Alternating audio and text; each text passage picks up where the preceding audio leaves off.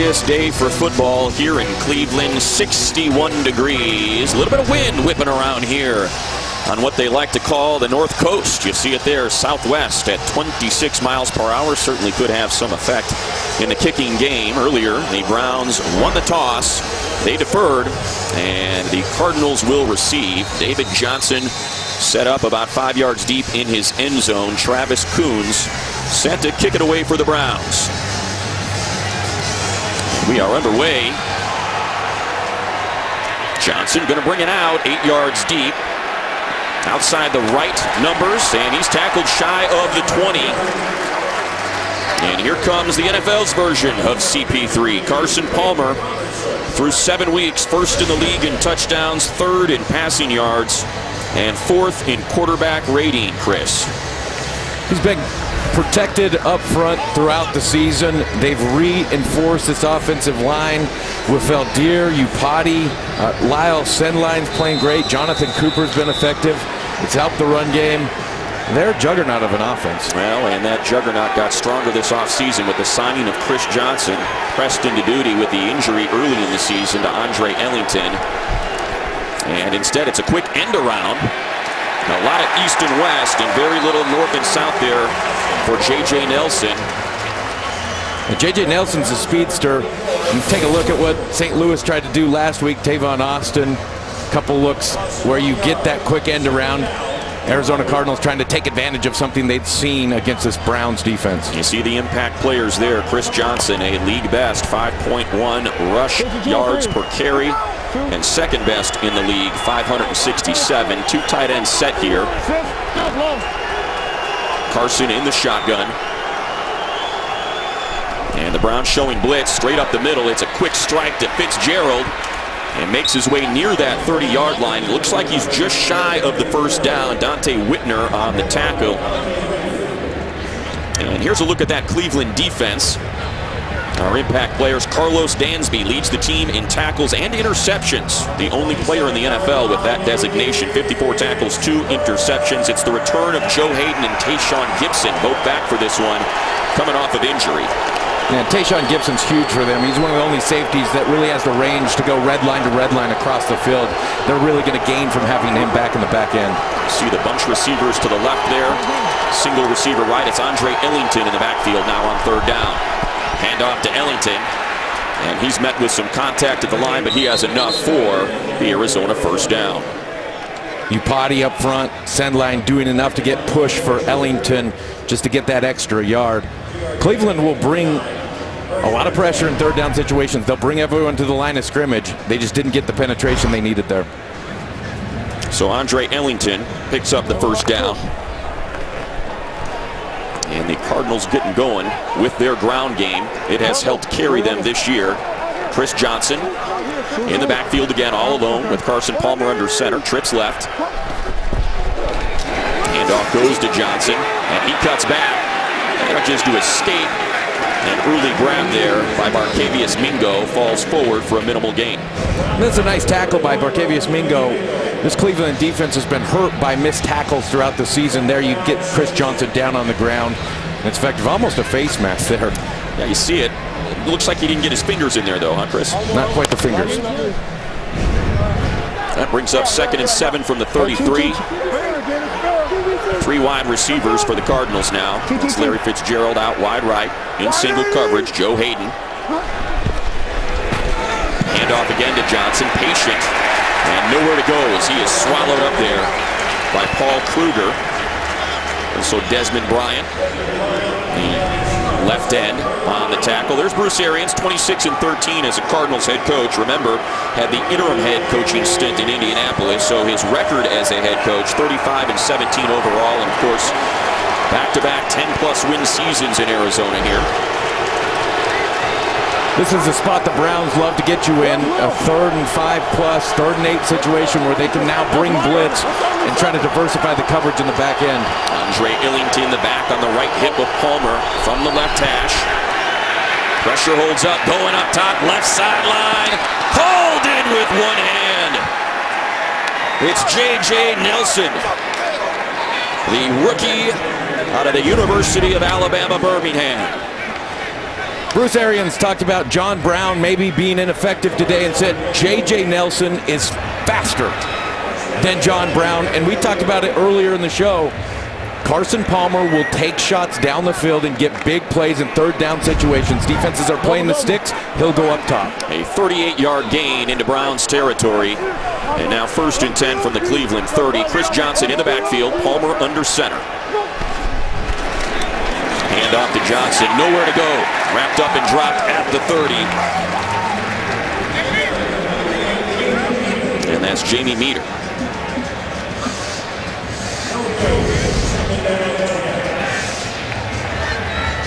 Meter doing a great job with penetration, playing just inside the double team, and anything in the backfield so disruptive to your run game. Meter in his first season out of Ashland. Don't get to cite that college all too often. 2 tight end set. On 2nd and 9 for the Cardinals. Motion man is Johnson. And out to Fitzgerald. Palmer, what a grab by Larry Fitzgerald, and he was the motion man. Tramon Williams on the coverage. That certainly brings up 3rd and manageable. Larry Fitzgerald is so versatile because he'll come in tight in formations. He'll block. You can create with him with a bunch of different looks and motions. He's not just your X receiver anymore. And there, Carson gets a nice shot into Larry. A 7-yard catch, and that now makes it 171 consecutive games with a reception for the likely Hall of Famer, leading all active players. Andre Ellington in the backfield. Behind Palmer, that pistol formation made famous at Nevada. Palmer looking left. Now back to the middle. Reception made for the 1st down. It's Gresham, and Gresham's been such a nice add for this Cardinals offense. Coming from Cincinnati with Carson Palmer. Carson really trusts Gresham. Great hands. He's off the back injury, but he's really starting to be an impactful part of the Cardinals offense. And you get another look at it here. Gresham creating separation between he and Craig Robertson, the linebacker. And you see the ball placement by Carson Palmer just to put it on his outside shoulder away from defense, give him a chance to make the catch and turn up the field. 6-yard gain there for the 1st down. Cardinals doing a nice job of balance, run, pass through this entire drive. Fitzgerald in motion. Chris Johnson in the backfield. It's the 10th play of the drive here. Stutter step by Johnson. Keeps the legs moving near the 10-yard line. He's dropped at the 11 by Tramon Williams. Now, you talk about Larry Fitzgerald doing everything for this offense. Here, Fitzgerald coming across in motion. You're going to go ahead and see Fitzgerald come down and crack block a safety there to give Johnson the line. Fitzgerald's just such a tough guy, and it changes the dynamic of this team. 2 tight ends set now. And that is Andre Ellington on the left hip of Carson Palmer. So 2nd and 5 from the 11. Passing play, Palmer looking right. Now left, goes to the end zone, touchdown Cardinals. Yeah, it's Troy Nicholas there on the corner route. He was looking to Ellington underneath in the flat, and it's a great job of Carson Palmer with his eyes to fall into Nicholas in the back of the end zone as the coverage started to come up. It is just Nicholas's 2nd catch of the season, and the patience to stand tall in the pocket by Palmer leads him to his open receiver, the 2nd-year tight end out of Notre Dame. And you had Joe Hayden there playing the 3rd of the field in coverage. And he gets caught up with Jermaine Gresham, obviously concerned about the throw to Gresham. And Nicholas finds his way wide open. Chandler Catanzaro on for the extra point. And he is kicking into the wind here. Straight through. So the Cardinals strike first and lead the Browns 7-0 here in Cleveland. Today's game is sponsored by Southwest. Transparency, low fares, nothing to hide. The Cardinals on top 7-0. A perfect opening drive. 4 different receivers for Carson Palmer, who goes 5 of 5 for 71 yards. Troy Nicholas with the 11-yard touchdown grab to put the Cards ahead. Now set to kick it away is Chandler Catanzaro. And back to receive for the Browns. Set up 3 yards deep in his own end zone is the cornerback, Justin Gilbert. Talk about an efficient drive. I think 3 for 3 in 3rd down situation. Carson gets a big chunk down the field there. Just a great start for Arizona. And this ball making its way to the right corner of the end zone. Gilbert lets it bounce. And the Browns will get started at their own 20. Josh McCown in the Browns' first offensive possession is next. Today's game is sponsored by Bud Light. Make the right call. Drink responsibly. 7-0, Cardinals ahead of the Browns here in Cleveland. I don't remember what Ninja Turtle wore the orange mask, Chris Cooley. Is it Leonardo, Donatello? Raphael? That works for me. I don't know. I think it was Michelangelo, really. How about Josh McCown? Second in the NFL since week 3 with a 1,637 pass yards. Struggling with that shoulder earlier in the week. He is under center. Crowell in the backfield. And he takes the handoff. Hits that A-gap. Falls forward for a couple. Frosty Rucker and Calais Campbell combined for the tackle. It's an offense that struggled running the football. Talking to John DiFilippo, he said, we'll get away from it if we have to get away from it, but we think we can move this front. And if they want to run the ball, they have to move the front and get up to the linebackers in some of the double team looks that they have. Well, Crowell gets his shot. Now it's Duke Johnson Jr.'s turn. A lot of motion here. You see Brian Hartline working his way all the way out wide right. McCown now in an empty set. Shotgun, 3 right, 2 left. Here comes the pressure from the Cards. McCown struggles, now rolling right. Pirouettes from the end zone, heaves it out of bounds. And we got a flag way downfield up on the right sideline. All kinds of pressure from Calais Campbell and Marcus Golden. Golden getting the start today in place of an injured Alex Okafor. Here's Walt Coleman with the call.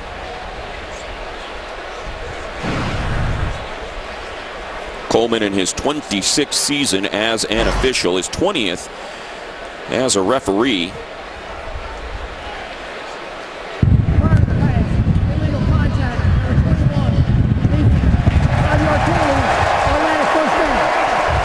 And talk about a game-changing call, although McCown did get rid of it, so it would have just been third down, no penalty there. But that's Patrick Peterson, the 4-time Pro Bowler. And Patrick Peterson just getting a little too involved down the field. But it is a big difference for this offense. 3rd and 8 is not a situation you want to be in against an Arizona defense. How about the scramble here from McCown and the arm strength to get it all the way out of that left sideline there. And McCown said he had moves once a month. So maybe that's his once a month. There we go. 1st and 10 now for the Browns from their own 26 after the penalty. That's Crowell in the backfield. Takes the handoff and he is dropped immediately. Frosty Rucker with immediate penetration in the backfield, and this will really stymie Cleveland's run game if they cannot orchestrate their blocks and get on point with where they need to go. That is his 6th tackle for loss on the season in his 10th year out of USC. Really, it just looks like they have a miscue up front, mistargeted, and Rucker comes basically free. McCown now in an empty set. You see Jim Dre go all the way out there wide right. And now he has Crowell on his left hip. Looking to the center of the field. Reception made.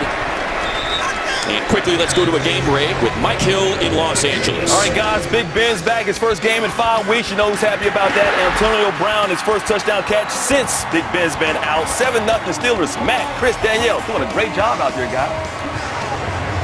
Thank you, Mike. Duke Johnson Jr. checks back into the huddle, Chris. Duke's such a versatile pass catcher. They love him in 3rd down situations. They want to create for him. But he's got to pick up protections first. And it's a tough call if Arizona's going to bring blitz. And it looks like they are going to do just that right now. We'll see if they back off. Showing blitz here. If they come up, they rarely back off. And they rush for. Pass out to the left sideline. That intended for his tight end, McCown's tight end, Gary Barnidge. Over his outstretched arms. Coverage by Justin Bethel. And the Browns will have to punt. And Justin Bethel did a nice job filling in for Gerard Powers there. Talking to McCown earlier in the week, he said, I don't have a picture of Bethel in my locker, but I know he's number 28. They'll try to challenge Bethel, who's come in today throughout the day. One of the better punters in the league, Andy Lee, comes out. 12th season out of Pittsburgh. And there's the always dangerous Patrick Peterson. Set up at his own 20. Has not busted one yet this season, a long of just 17. And Lee sends this one high and deep. The very last moment, Peterson signals for the fair catch. It'll be Cardinals ball with a 7-0 lead here over the Browns in Cleveland. Today's game on Fox is sponsored by Ram Trucks. Guts, glory, Ram. And by DirecTV. Don't just watch TV, DirecTV. It's the Westside Market, the oldest operating indoor-outdoor market space in Cleveland, located at the corner of West 25th Street, Lorraine Avenue, in the Ohio City neighborhood. December 18th, 1973, it was added to the National Register of Historic Places. Live in Cleveland, Carson Palmer. And this Cardinals offense, efficient on their first go. Coming after this Browns defense again, it's Andre Ellington in the backfield. That motion man, Jaron Brown. Handoff to Ellington, and nowhere to go. Yeah, and there you get Tayshaun Gibson coming in, impactful. Pressure in the backfield. It's a nice job by Armani Bryant forcing the edge. And there's a little bit of a gap, and Tayshaun Gibson just shoots his gun. Chris Johnson back into the backfield. He is active today, John Brown, but we see him on the sidelines, Chris, so we'll keep an eye on number 12, whether or not Smokey gets out here. 3 wide receivers now. Motion man Jaron Brown along with Fitzgerald out left. All alone is Michael Floyd. Play action. That's the direction Carson's looking. Up top for Floyd. He's got 2 steps. Overshot him by about a yard. Wow. Michael Floyd had some space on Tramon Williams there. Just not enough air underneath the ball for Carson. Carson Palmer. Yeah, right he does take a big hit.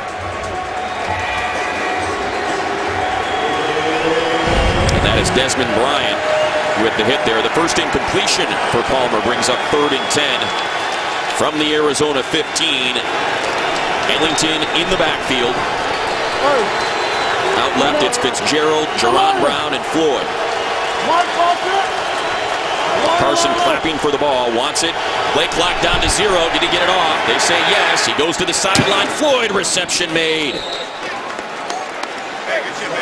On a 3rd and 9, Michael Floyd, coverage provided by Joe Hayden, moves the sticks. And Joe Hayden understands it's a 3rd and 9 situation. He understands where the sticks are, and so many times you're breaking out there at the sticks. He's just got to be a little bit quicker underneath coming up to stop Floyd. Chris Johnson, the 2nd leading rusher in the NFL in the backfield. The 2 tight end set for the Cardinals.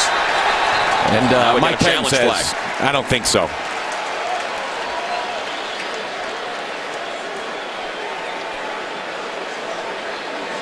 Get an idea of what Pettin's going to challenge. Did he get 2 feet in here? Let's get a look.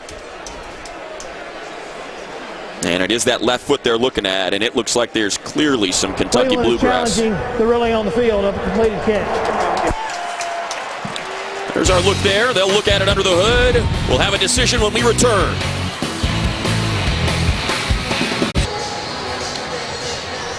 Here's our call from the Browns challenge. After reviewing the play, the ruling on the field is confirmed. We have a completed catch at the sideline. First down for Arizona. Cleveland will be charged with their first team timeout.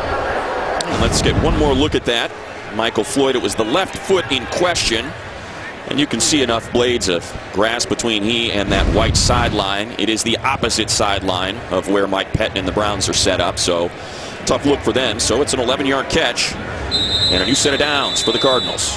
Looked like it might have just been that exaggerated step from Floyd that Pettin may have thought he didn't get it in, but it's a nice job getting it down right inside the sideline. J.J. Nelson, Larry Fitzgerald out to the left of Carson Palmer. Michael Floyd in single coverage with Joe Hayden right, and Chris Johnson in the backfield. Ball goes to Chris Johnson, breaks the first tackle, pushes his way toward that 30-yard line before he is dropped by a couple Browns. Carlos Dansby, their leading tackler, leading the way. You look at Chris Johnson, Chris Cooley, signed late in the offseason. Many wondering if he was going to get another shot to be a starter in this league. Yeah, and what makes Chris Johnson great is he has the ability to string cuts together. All of the great backs can put 2 or 3 different cuts together. Chris Johnson does that, but he also runs with power. He's got a tremendous burst. Power gets him down the field. He can hit the home run. First in yards per carry, 2nd in rushing yards total in the league so far. All alone in that backfield. Takes the handoff again, working the left side of that line, breaks the first tackle, into the second level. Ball comes out. scooped up by the Browns. There is a flag in the backfield. Right sideline is open. Can the big man make it to the end zone? No. Carson Palmer stops Armani Bryant before he can get to the pylon. We'll see what the flag is. You got to think it's a hold where it's lying in the backfield there. Holding, number 68, offense. The penalties decline. First down, Cleveland. That's Jared Valdir, the left tackle. And here's a look at the ball, and it certainly comes out, Chris. Yeah, and it looks like Chris Johnson just doesn't quite wrap it up on his way to the ground. It's a great job by Carlos Dansby, though, forcing it, by Tayshaun Gibson forcing it, and then by Bryant scooping and almost scoring. That's how Cleveland's going to stay alive in the game today. They got to win the turnover battle throughout. When Arizona loses games, it's when they lose the turnover battle. I know it's cliche in the NFL, but that's how you stay alive if you're the Browns. And you got to convert off of those turnovers. You got to convert points. Nice long strides there from Bryant on that 34-yard fumble return. And acquired from the Seahawks a couple weeks ago, Robert Turbin from your alma mater, Chris. Utah State, the fight Nagy in the backfield there. I don't think we can say rumbling, bumbling with Bryant there. No, I don't think that's fair to that guy. No, he looked good. He did. 3 wide receivers. I don't know if Bryant's out on this set, too. McCown under center. Hands to Turbin. And not a lot of room. Maybe gets back to the line of scrimmage. Tony Jefferson, the safety, comes up to make the stop. All these safeties for Arizona are extremely active in the run game and extremely good tacklers. Talk about Tony Jefferson, Rashad Johnson, and Tyrann Mathieu is as good as it gets right now in the league and playing the football and making tackles. Exchange of personnel here for the Browns. I think Gary Barnidge down here in the red zone. Flip, the offensive coordinator, will try to formate around to get Barnidge an open look, get him a coverage look that they like. Now that's Duke Johnson. Ahead of him, the fullback Malcolm Johnson in the offset eye. Takes the handoff. McCown, pressure in his face, goes to the corner of the end zone, and that's nearly picked off. All right, that's great coverage by Mathieu. Yep. The Browns are going boot action there to the right. Common concept with boot would be the low cross by Barnidge running across the field. Puts his foot in the ground, and it's almost a double move off boot. Does not fool Tyrann Mathieu at all. He plays what he sees. He plays with his eyes. It's a big-time defensive stop there. And Barnidge can't make a circus sketch, right? How about Barnidge and Mathieu? Mathieu giving up 9 inches to the 6'6" Gary Barnidge. He said, I've been short my whole life. I don't even notice it. 3 wide receivers now for the Browns. Going out wide right. Shotgun snap. McCown looks right, delivers to the back of the end zone. Touchdown! Brian Hartline with the two-handed snatch to put the Browns on the board.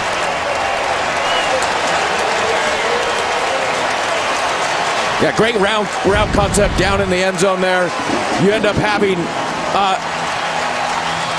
Brian Hartline with a double stick off a post route. Barnidge takes the safety through the middle of the field, and McCown throws a strike right on him. 3 plays, 9 yards, under a minute there, just 55 seconds. We celebrate Tyrann Mathieu on the coverage of Barnidge, but it was Mathieu that Hartline snuck behind to receive that McCown pass. Travis Coons on for the extra point. It is up and good. And it all started with the long strides of Armani Bryant on the fumble return of 34 yards. We're even at 7 in Cleveland between the Browns and Cardinals. All tied up here in Cleveland, despite the Arizona Cardinals with 110 total offensive yards and Cleveland just 15. Turnovers, the great equalizer. Josh McCown with his 9th touchdown pass of the season, as Travis Coons set to kick it away to David Johnson. And he will let that bounce out of the back of the end zone.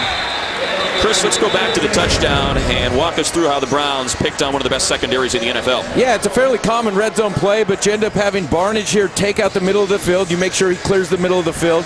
And then from inside, you have Hartline with just a subtle move at the top, a little bit of a double stick, and then you eat up the corner here. And you ultimately get the matchup with receiver on safety, which is what you love, Hartline on Mathieu. And there it is, Brian Hartline's first touchdown grab of the season. McCown's 9th pass. And we are all even at 7. Chris Johnson in the backfield.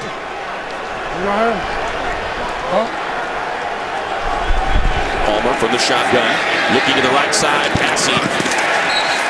And that will go out of the outstretched arms of his tight end, Jermaine Gresham, 2nd and 10. You like to get Gresham alone on the single side, but you get a good job in coverage there by Williams coming up to play the tight end. And in comes Andre Ellington. They have got a quartet of backs that can do some damage after struggling with the running game the previous 3 years. Bruce Arians, between Chris Johnson, Andre Ellington, and David Johnson, has a whole lot to lean on. And now it's Ellington on the right hip of Palmer with 3 wide receivers. Another passing down on 2nd and 10. Palmer just throws it at the feet of Ellington. Didn't like what he saw and killed the play. Yeah, the Browns defensive line sniff out that screen, and it's a smart throw by Carson Palmer to not make a bad play a worse play, so to not take a sack or force something, and that's what you get out of a veteran quarterback. Palmer today 6 of 9 for 82 yards and a touchdown. It is 3rd down. You hear the crowd inside our stadium in Cleveland get excited, but the Arizona Cardinals, very little problem. One of the best teams on 3rd down this season, and a perfect 4 of 4 here today. Nickel coverage for the Browns. Empty set for Palmer. 3 receivers right. And all alone left is Ellington. Over the middle of the field for Fitz. He's not going to get there. It's a minimal gain. Armani Bryant, the man that scooped up that fumble and returned it 34 yards with a tackle. And just really, Carson Palmer getting the ball out of his hands quick. Knew he had to get it out because he was almost hot. Not enough on 3rd and long. And Drew Butler now set to punt it away from inside the Arizona 10. It's their first punt of the afternoon here in Cleveland. Travis Benjamin, the always dangerous Travis Benjamin, backpedaling. And this is returnable to his 25. Picks his lane. Nowhere to go, though. He's dropped shy of the 35. It'll be Cleveland ball when we return as Carson Palmer and Jermaine Gresham sort some things out. 7-7 Cardinals Browns. How about our guy, Chris? Tony Timoteo, Cleveland resident here. Halloween last night. He's got his Browns quarterback's graveyard since 1999 in his front yard. You see Tim Couch there. Ty Detmer looking for Spurgeon Wynn. See, I don't think it's fair that he went with the preemptive graves of Johnny Manziel and McCown. 22 signal callers in 16 years. How about McCown averaging 328 yards passing over his last 5? He takes the shotgun snap, passing down middle of the field. Cannot find his tight end, Jim Dre, though. Brings up 2nd and 10. Pretty good coverage there by Kevin Minter. You mentioned McCown throwing for 300 yards game in and game out. And the thing is he's just really smart back there behind center in terms of being able to cut the field in half, being able to get through his progression and eliminate very quickly, and it allows him a lot of easy throws. Go with their big back package here. That's the fullback Malcolm Johnson and Isaiah Crowell, all 5'11", 225 pounds from direct snap. And Crowell hits the middle of that line, keeps his legs moving past the 40 to the 42, and that'll bring up 3rd and 2. Tackled by Rashad Johnson. For a team that struggled running the ball, I like the creativity. I like the wildcat look. Much more manageable 3rd and 2 now. And this is a team that has struggled with the rush, to put it lightly. 28th in the league. They have 4 runs today for just 7 yards. There you end up with a great double team between Alex Mack and John Greco. And it's a team that should run the ball better with who they have up front. Alex Mack, to me, is the best center in the league. You got Joe Thomas. You got to find a way to be a little more effective in the run area. That's the rookie Duke Johnson out of Miami in the backfield, drafted in the third round. Now he moves to the right, and it's a quick strike. Past the 50. It's a foot race. Johnson to the outside. Inside the 20, 15, 10. Dragged down. What a run by Duke Johnson on the quick slant from McCown. Patrick Peterson on the tackle. Duke Johnson, a rookie out of Miami, has been so versatile for this team in his ability as a route runner to get himself open. You can't put Kevin Minter, a linebacker, man-to-man on Duke Johnson because ultimately he's a receiver. Offensive coordinator, Flip understands this is a mismatch, and it's a great route and a great run after the catch by Johnson. Johnson does his damage in the passing game. That his 37th reception, and it goes for 51 yards. Isaiah Crowell in the backfield.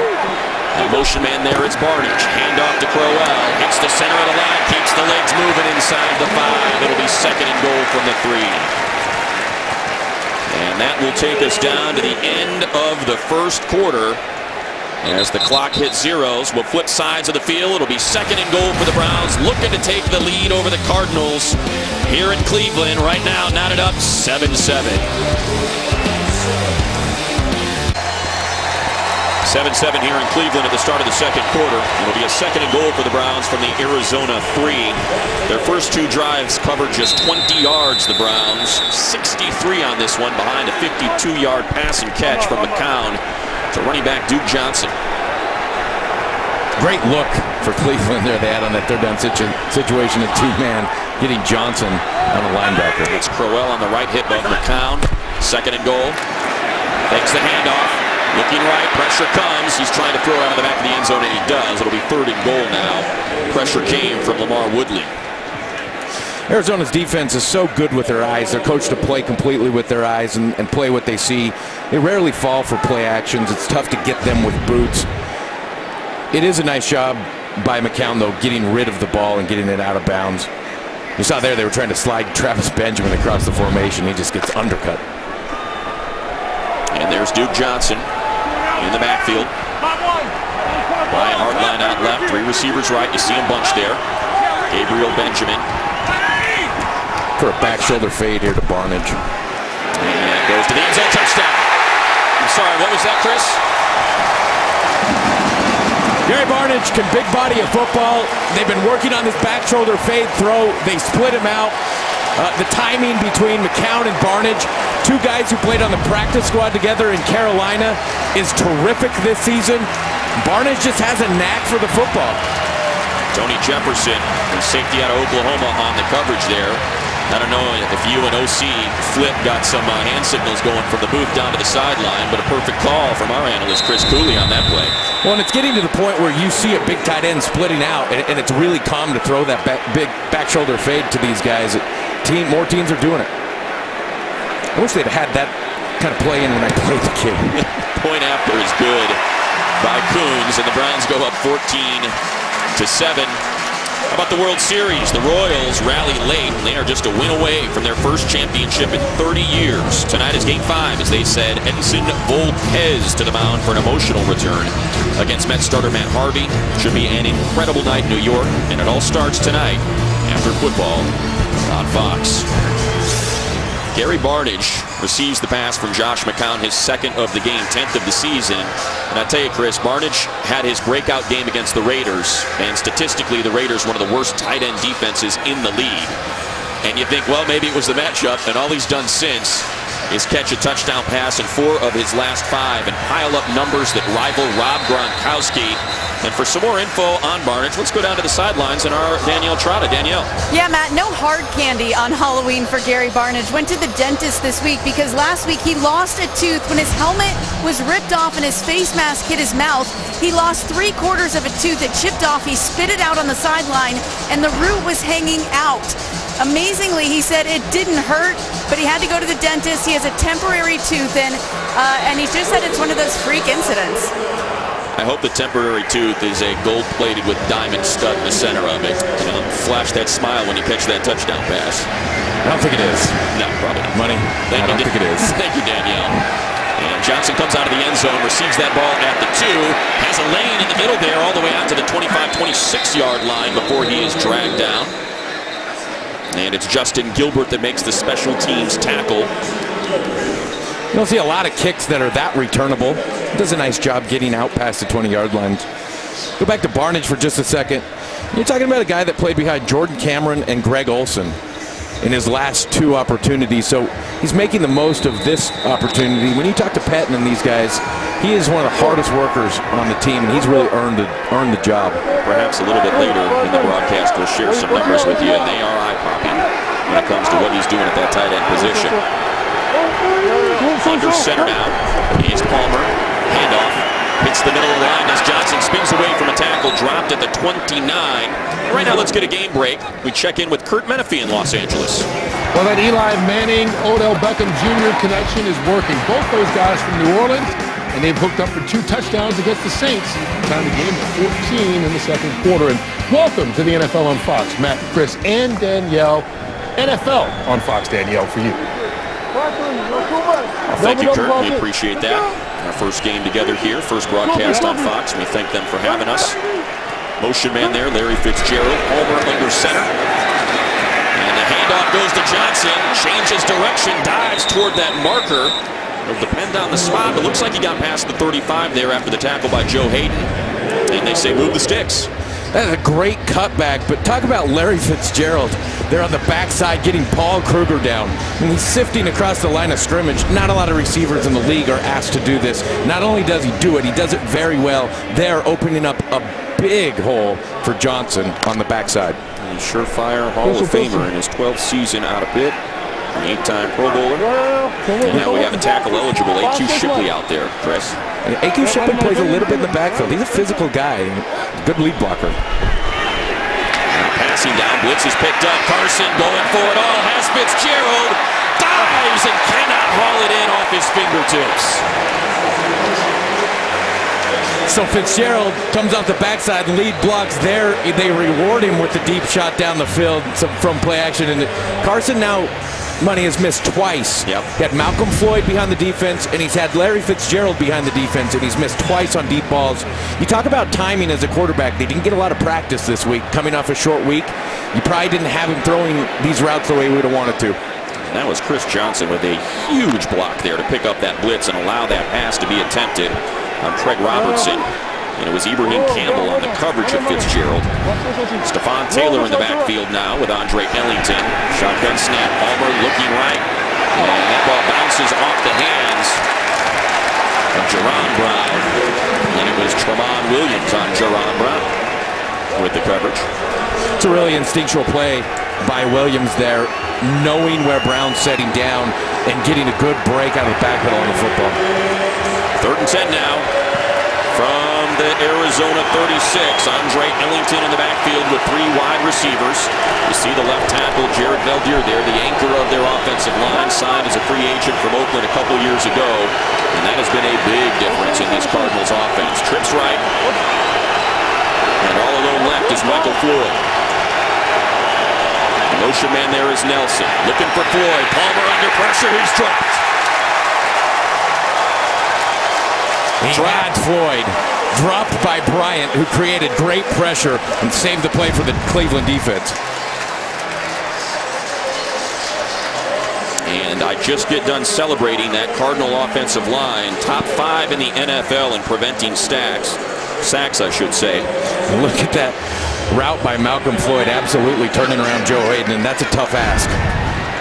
Travis Benjamin back to receive the Drew Butler kick inside the 20. It is returnable from the 15. Works outside the numbers on the left there, and he'll just stride out of bounds, where the Browns will take over with a 14-7 lead. Josh McCown looking for his 3rd touchdown pass of the afternoon when we're back. Today's game is sponsored by the Ford Transit, built Ford tough, and by Geico. 15 minutes could save you 15% or more on car insurance. 14-7 Browns here back in Cleveland. Day after Halloween, a smattering of costumes in the stands. Kind of always Halloween in the dog pound, though, if you think about it. And I'll clear up that it is Michael Floyd. I have a friend named Malcolm Floyd, and somehow get those two mixed up, but it is Michael Floyd. I am aware of that. Don't get those Notre Dame fans upset. No, they will be. They want their credit at the receiver position. Big win for Notre Dame last night. 2 tight ends, no doubt, knocking off Temple in Philadelphia. McCown tries to get the Cards to jump, rolling to his right, delivers a strike to his tight end Barnage. Looks like it's going to go for a half-yard loss, though. And no surprise, Tyrann Mathieu right there in coverage, coming off the boot action. He's just so hard to fool. It's a good hard count there by McCown. Almost got him off. Yeah. Certainly appeared as though Rodney Gunter was in the neutral zone there. It's a loss of 1, though, on the completion. But even if you don't get him off, Money, you end up changing the snap count and changing the defensive line's ability to just go on 1, and that's effective in the run game. See Barnage there, the man in motion. It's Crowell in the backfield. He takes the handoff, working the right side of that line, breaks a tackle to the 30, dropped at the 32. tackle by Justin Bethel. Good job by Bethel coming off the block of Barnage there. This Cardinals defense will not stay blocked, but if Barnage holds on for just a half second longer, he may have something more. When we think about, on paper, what looks like a lopsided affair, but after storming out to that 3-0 record, I should say, the Cardinals just dominating their competition, just 2-2 in their last 4. We've seen that point differential come back down, losses to the Rams and Steelers included. And while they've been great at home, they're almost 500 on the road under Arians. So here we go with Duke Johnson on the right hip of McCown. Takes the shotgun snap. Here comes the pressure. McCown stands tall, delivers a strike. Outstretched arms of Taylor Gabriel leads to a Browns first down. That was a huge catch by Taylor Gabriel, who's playing today because Andrew Hawkins is out. You don't see as much from Gabriel, but wow, look at him go out and get this ball with his hands. Second season out of Abilene Christian. And it was full extension for that 9-yard grab. Nice route underneath, too, selling Peterson all the way to the flat to hold him off, create a little leverage coming back inside, a little bit of space. McCown now 6 of 10 for 78 yards and a pair of touchdowns. Crowell in the backfield. Motion man is Hartline. And Arizona comes with a blitz. Crowell hits the center of that line, falls forward toward the 42, minimal gain. They'll bring up second down.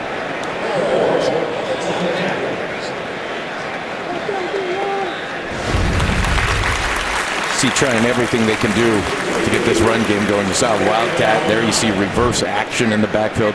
Anything to change the eye position of the Cardinals. And you look at the Browns and you see Robert Turbin just acquired under 4 yards per carry. Duke Johnson 3.2 yards per carry. Isaiah Crowell 3.5 yards per carry. You're right. They are looking to get that ground game going. 2 tight ends in here. Out wide right you see Travis Benjamin. Motion man there is the tight end Barnage. That's where McCown wants to go. And Barnage cannot haul it in with one hand. Matthew makes sure Barnage knows he's there hanging out. Don't know if there would have been much for Barnage on the catch there. Not a lot of room. But it would have been another spectacular Barnage catch. This guy's got unbelievable hands. That obviously is a tough one. Certainly. Browns now 4 of 5 on third down. And that has not been the problem. How about Josh McCown, second best in the league on third down, a 128.4 quarterback rating. And here he's got a 3rd and 10 from the Cleveland 41. Been looking at an Arizona defense that's bailed out of everything and played soft on third down all day. That's Duke Johnson Jr. on his right hip. Shotgun, they rush 4.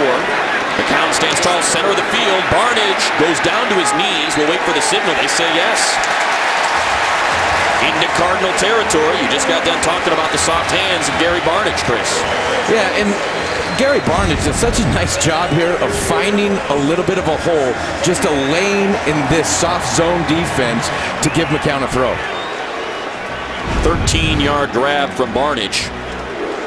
That's his 3rd reception of the afternoon. One of them went for a touchdown. Be surprised if Arizona doesn't at some point decide we have to challenge these guys. There it goes. There it goes. He just, Bruce Arians throws the red flag onto the field. Not a real good angle to look at. But this is going to be one of those where you say, is there indisputable evidence? Yes. Or do we have to stick with the call on the field? Arizona is challenging the ruling on the field of a completed catch. Well, we'll find out the result coming up. 14-7 Browns lead the Cardinals here in Cleveland. And here is Walt Coleman with the result of that challenge. After reviewing the play, the ruling on the field stands. Arizona will be charged with their first team timeout. Let's bring in our rules expert, Mike Pereira. Mike, what do we see there? You know, I agree with that totally. You don't see the ball get to the ground with lack of control. Interesting stat this year, by the way, is that they're reversing many more calls than they did last year. 45% of all calls, replay reviews are getting reversed. Last year at this time, it was only 38%. Yeah, big jump there. Thank you, Mike. Certainly not the last time we'll be leaning on you throughout this broadcast. So the Browns completion stands. They have a 1st and 10 now in Arizona territory. McCown under center. Fakes the handoff, fakes the end around. Now it's a screen and all kinds of blocking in front of Johnson. Cuts to the middle of the field. Still on his feet after pirouetting to the right sideline at the Arizona 30. I love this play action screen. You talk to Filippo And he said a lot of our pass plays can act as run type of plays. Here you have a great play action off a run you've shown the series before, and you get Johnson out in the field and wide open, and he's so good setting up blocks and making guys miss. Look at the stiff arm there. It's a gain of 16 for Johnson. And now Robert Turbin in the backfield. This is the 8th play of the drive. Coming up on 4 minutes of time covered. Shotgun snap, McCown looking to the right. Now to that left sideline, reception made. And that is Gabriel. Gabriel showing up big here on the comeback. Does a nice job getting his shoulders over toes, really selling the seam route, and then coming back out of that quickly. 4 different receivers so far in this contest for McCown. You see there Gabriel with a really nice burst just at the top, and then able to just pick his foot up to put it down hard and come out. The big bodies in the backfield now. Malcolm Johnson, the fullback, and Robert Turbin behind him in that I formation. McCown under center on a 2nd and 2. And it's a quick strike to Benjamin. Heck of a catch with all that contact by Travis Benjamin. And that's his first grab of the day. Lamar Woodley in coverage. And really, that's just McCown having an alert to Benjamin on a 2nd and 2. They had a run play called. McCown sees something he likes with Benjamin, who runs basically a one-step or now slant, gets himself inside. Benjamin's a little guy to be able to body a ball like that instead of Peterson, too. Well, and then when you see Lamar Woodley and his 270 pounds making the tackle, he might be giving up 120 pounds to the guy. Turbin stays in the backfield. McCown perhaps changing the play. Sets Hartline in motion. Strength of that line on the right. And Turbin drops the ball. Falls on it, though. And they'll be able to reset on 2nd down. And Turbin's a guy that wants to play himself into more playtime in this backfield. You have Crowell, you have Duke. You're not going to play your way into a backfield if you fumble balls. And we see him walking off. Right on cue as Duke Johnson comes in after the loss of 2 because of the fumble. It almost looks like his arms are mixed up as he's taking the handoff from McCown there. Yeah, just goes right through the breadbasket there, drops to the ground. Luckily, it stays at his feet. He's able to fall on it, brings up the 2nd and 12.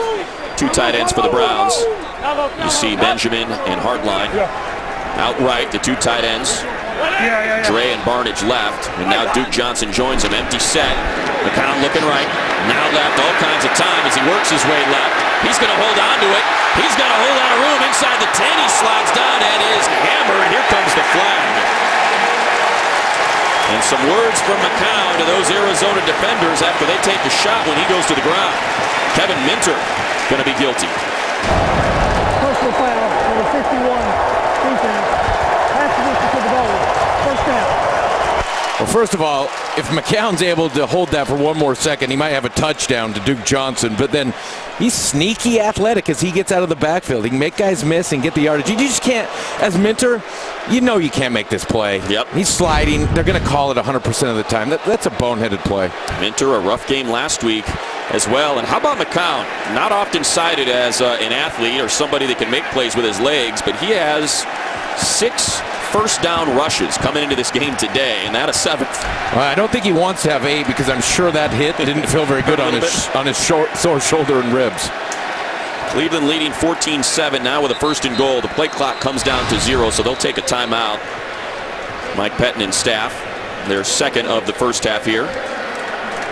You see the red zone offense of the Browns here, Chris. 2 for 2. Coming into this game, just to show you the game isn't played on paper, 30th in the league, converting just 35% of their red zone opportunities into touchdowns. They knew this was important, Matt. They knew they had to score when they got in the red zone. And going to practice to watch the Browns on Friday, over 75% of their practice was just red zone practice. And they put a huge emphasis on getting plays that they like and getting opportunities and matchups that they like, and then working them throughout the day of practice. Now comes McCown. He was questionable on Tuesday, so much so that there was not just speculation, but a lot of people expecting Johnny Manziel to get the start here today, and then things shifted right around Thursday. Let's get a second look at that hit from Kevin Minter. You see McCown going down, and Minter drops a shoulder right into that right shoulder of McCown's that had been hurting. And now we got a wildcat formation. Direct snap to Turbin, lowers the shoulder, spins, works his way toward the goal line. Cannot get all the way. He'll be 1.5 yards short. So some trickery from Flip on that direct snap play to Turbin. That's a heck of a run by Turbin, but that's a nice job up front by everyone on the Cleveland offensive line, getting down blocks all the way, giving him pretty good lane to run through. So now a 2nd and goal. They mark it at the 2. And you see Benjamin working his way out right there. The bunch formation includes Gabriel, the tight end Barnage, and Hartline. It's Duke Johnson in the backfield. 12th play of the drive here for McCown. Looking left, going left, and misses. Gabriel over there. Marlon Moore on the coverage. It was actually intended for Gabriel. Pretty good coverage there by Bethel, getting himself out in the flat, not allowing a good throw. Exchange of personnel here for the Cardinals. McCown on this drive, 6 of 8 on the afternoon, 10 of 16 for 120 yards and a pair of touchdowns. And there you see Benjamin out left with Dre. You got to think maybe go back to Barnage here. Barnage on the right side, along with Hartline. It's Johnson in the backfield. Shotgun snap. Here comes the pressure. Straight up the middle to the back of the end zone. Flag in, but a touchdown grab by Hartline. And the referee said, signaling touchdown. 2nd of the day for Hartline. We got another flag at the line of scrimmage.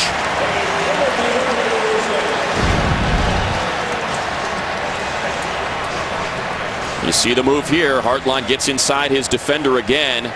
2 feet down. Prior to the pass, holding number 32 defense. That's Tyrann Mathieu. Mathieu already burned for a touchdown by Hartline, and now the holding on the touchdown by Hartline. Yeah, and you see again the swim move by Hartline, and really give McCown a lot of credit there as well, buying time and creating enough space. Knows exactly where he wants to go with the football. He's just got to find a way to get himself enough time to make the throw, and he does. Best defense for the Browns today has been a great offense. How about a 7.5-minute drive there? 7 minutes, 32 seconds. McCown's completed all these guys. We talked about all these young, hungry players being effective because they all practice together. They don't sit out and miss time. Get a good rhythm. And Travis Coons puts it through. Josh McCown is pumped, and so are the 10,644 in the dog pound. Mike Pettin pumped as well. Browns on top, 21-7. Today's game is sponsored by FanDuel, the leader in one-week fantasy football. And my apologies on the missed extra point by Travis Coons. So it is 20 unanswered for the Cleveland Browns. Still getting used to that 87% conversion rate with the extra distance for the extra points. After Arizona was just about perfect on their opening drive, not a whole lot going on as Coons set to move it away to David Johnson. He'll receive it at the goal line to the 10. Works his way to the middle of the field. Nothing doing as he is dropped at the 15. Arizona looking to get back into this. McCown awfully happy with the Browns on top. 20-7 in Cleveland. Well, the story here in Cleveland has been Josh McCown. 3 touchdown passes, 2 of them to Brian Hartline against a top 5 defense of Arizona, Chris. Yeah, and you talk to these guys before the game, and everything they saw preseason getting ready to play the Jets as their first game was Arizona defense, because that's what Todd Bowles runs, and it's the exact same thing.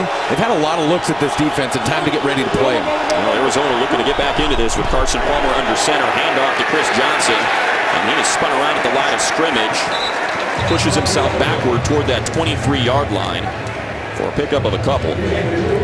It was a nice job by Nate Orchard holding the point there on the line of scrimmage, by the rest of the defensive line rallying to the football underneath.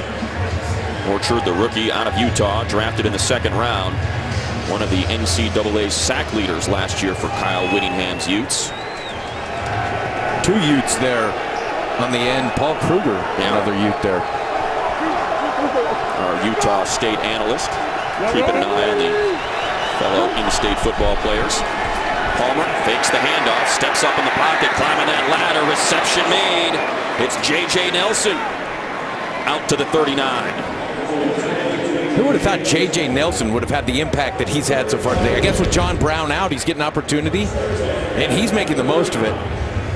Talked about Kruger right before, almost there on Palmer. Mike Patton said Kruger's so frustrated this season because he's great. He's just not quite finished some of the plays. It's a gain of 20. We can see John Brown from our vantage point standing on the sideline with his helmet on. He's not got into this contest yet, though. Larry Fitzgerald there, the man in motion. Again, Palmer faking the handoff. Again, stepping up in the pocket. That ball tipped. There's a flag coming in from the defensive backfield, though. It's Christian Kirksey that got his hand on it.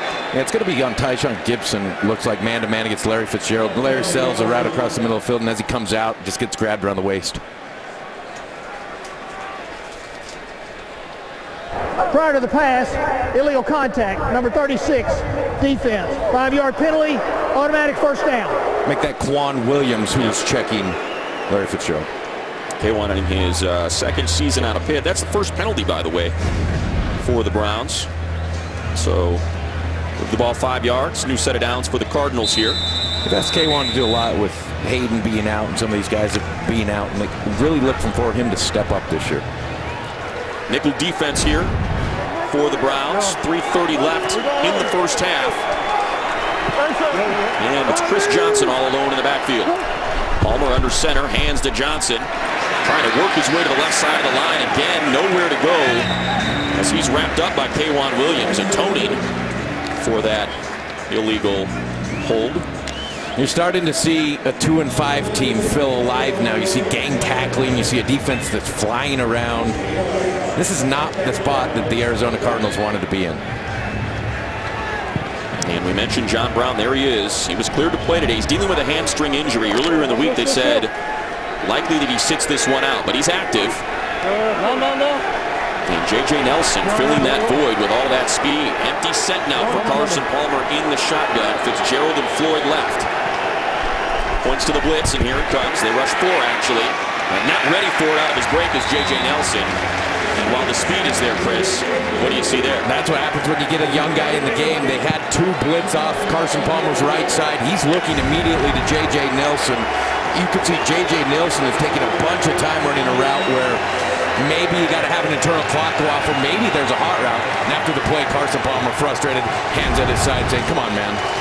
Nelson stays out there. Words of encouragement as he joins Floyd and Fitzgerald left. Right, I should say right. Left is Jerron Brown. In the backfield is Ellington. Palmer from the shotgun, now changing the play. 3 seconds on the play clock. They get it off. Here comes the blitz. Palmer from his back foot. Caught by Nelson. Makes up for it immediately as they move the sticks into Browns territory. It was Paul Kruger on the pressure there, Chris. Yeah, and it's a good job. It's a good job by Bruce Arians changing the launch point on a blitz of Carson Palmer. Kruger gets in there quickly, but talk about J.J. Nelson and another effective route and another big play. He's just so sharp coming out of his breaks right now on the out route there. It's great. Floyd goes all alone out right. Jerron Brown and Fitzgerald left. And in the backfield, it's Chris Johnson with Carson Palmer under center. 2:11 left in the first half. Hand off to Johnson. That Browns defensive line has been up to the task of stopping the NFL's leader in yards per carry. John Hughes, the third there. Yeah, John Hughes just flying down the backside. We're at the 2-minute warning. Cleveland on top of Arizona 20-7, but Arizona's pushing next. Get apps, videos, and more at itunes.com/NFL. Back in Cleveland with Chris Cooley, Matt Smith here. As the Cardinals looking to take some momentum into half after 20 unanswered points. Our Danielle Trotta down on the sideline. Mike Pereira has already joined us following a challenged Gary Barnidge catch. 2nd and 10 here on the Cleveland 41 for the Cardinals. Trips right. And we got Browns movement on that line. It's Armani Bryant. Came across a little early. Nice job coming out of the break with a little bit of time for Carson Palmer to sit in and say, okay, let's go on a hard count. Let's get him off sides here. Get him off the spot. Neutral zone infraction, number 95, defense. 5-yard penalty, still 2nd down. You look at all these weapons from the Cardinals.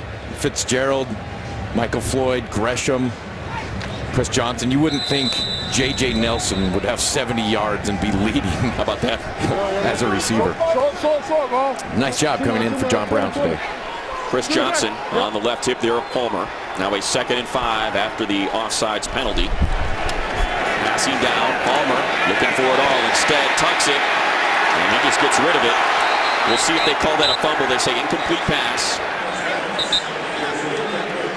Palmer's waiting for Gresham, running an in route in the middle of the field, and it just took forever. Didn't have the time to get it to him. Trying to get to his back on the check down, but we'll see if this is a pass. Yep. Yeah, he's moving forward. And it was Meter there with the pressure. Carson did everything he could there to buy time. Just needed a little bit more to get it into Gresham. Cardinals 5 of 7 on third down today. One of the better teams on third down this season. They're a team that likes to take shots. It won't be a surprise if you see something down the field here. See Ellington in the backfield with Palmer. Browns rush 3. Palmer to the left sideline, and there's Gresham trying to break the tackle of Joe Hayden. Moves the sticks. We're at a minute 48 here left in the first half. Hayden's playing a third of the field, ultimately man-to-man on Gresham. And he's got to win with leverage immediately on the snap. You can't let a big tight end outside stem you and break out when you're playing the outside third of that field. Gets himself too far inside, and Hayden's a better player than that. Cardinals do like to get to Gresham, though, when they go solo side tight end. Drags Hayden out of bounds. Cardinals with 2 of their 3 timeouts left here. And now Chris Johnson in the backfield. Motion man there is Nelson. Shotgun snap for Palmer. Browns rush 4. Palmer steps up in the pocket, goes to the right corner, and that pass is broken up by Deshaun Gibson. Let's take a quick game break. Back to LA and Mike Hill. Mike. All right, guys, moment of trepidation for Pittsburgh. Just got Big Ben back. Le'Veon Bell tackled on the sidelines. He's clutching his right knee. Not a good thing. Carted off.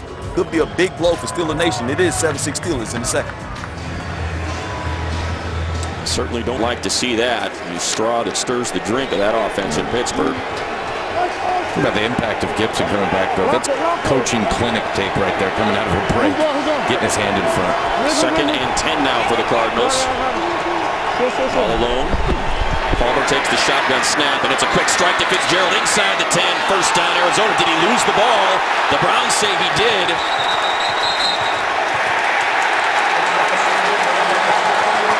The signal is Browns ball. What a change of momentum that is going into the half. Arizona marches it all the way down, and your Hall of Fame receiver, your Pro Bowler, is the guy that cops it up to be the 2nd turnover of the day for the Browns defense. Nice job by K1. Nice job with K1. Yeah, getting his hand in there and knocking that thing out after he got beat on the slant. 2 big plays by K1. Catch and a fumble. Mike Pereira from our LA studios letting us know that is clear catch and a fumble. And you see Larry Fitzgerald looking up at the screen saying, is anything down? Was anything down on me? So now the question is inside the Cleveland 10, I should say, with 92 seconds to work with and a single timeout. What does Flip and Mike Pettin choose to do with this drive here?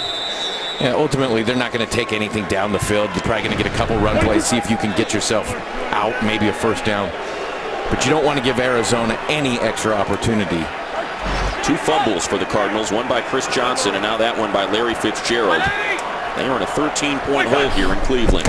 Shotgun snap, handoff to Crowell. Out past the 10, just shy of the 15. Let's pick up a 5. Pretty good tackle by Dale Buchanan. Reading the draw. But you got to expect you're going to get run there on first down. I'm surprised they got what they did out of that drop play.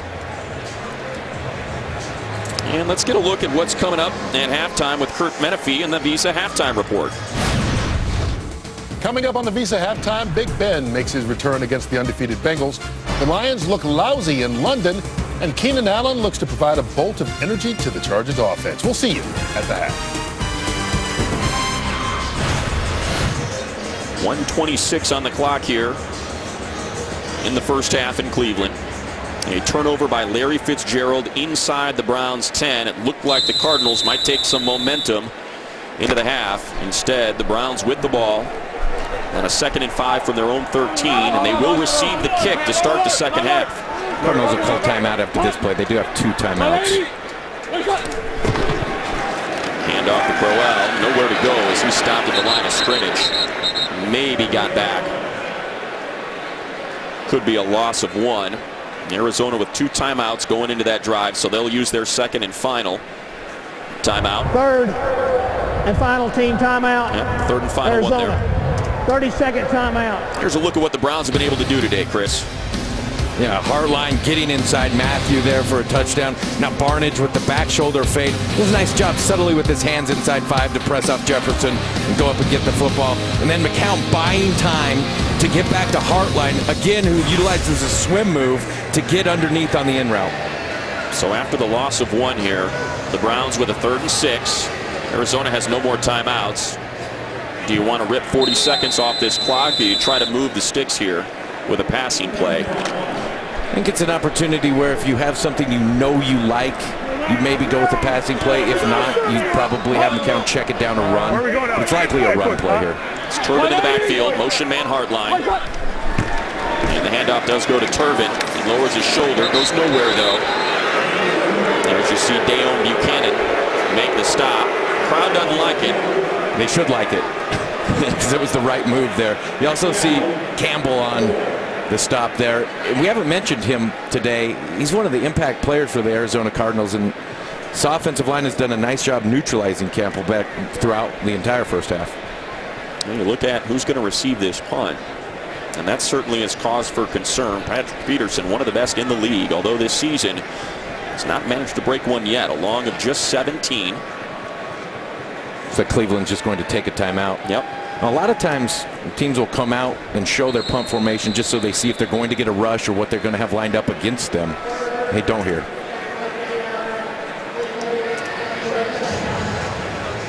So Cleveland with 1 second on the play clock and 36 on the game clock. Set to punt it away. And the story of the day for the Cardinals is turnovers. That first drive, Carson Palmer a perfect 5 for 5 on the touchdown. But since then, a fumble by Chris Johnson. And then 2 offensive possessions that end in a punt. And bookended here by the fumble from Larry Fitzgerald. Absolutely right, Money. And this Cardinals defense normally forces turnovers. None today. They haven't won a game this year when they haven't forced turnovers. 0-2 if they haven't forced one. Andy Lee's heels on the goal line. Patrick Peterson set up at the 35 to receive. 36 seconds on the clock. This one is low. And depending on the bounce, returnable. Peterson scoops it up at the 45. Tries to work his way to that sideline, but he is dragged down at midfield. Christian Kirksey with the tackle. Did they tell him not to work on hang time on that punt? Well, game recap here. 20-7, the Browns miss an extra point. 20 unanswered, and you see the total yards about even. Time of possession about even, but it's the big number there, 2-0. Arizona Cardinals, those 2 fumbles, while the Browns have taken care of the football on offense. No, and that's a surprise. Arizona coming in at +5 in the turnover ratio. Cleveland coming in -6 in the turnover ratio. So Cleveland stepped up big and made some plays and converted off those turnovers. Ellington in the backfield on the right hip of Palmer. Trips right, all alone left is Michael Floyd. Get a whistle. False start on the Cardinals is the signal. False start, number 14, offense, 5-yard penalty, still first down. That is J.J. Nelson. It doesn't help them. You look for a couple things out of Arizona here. One, to try to get something sneaky to the sideline.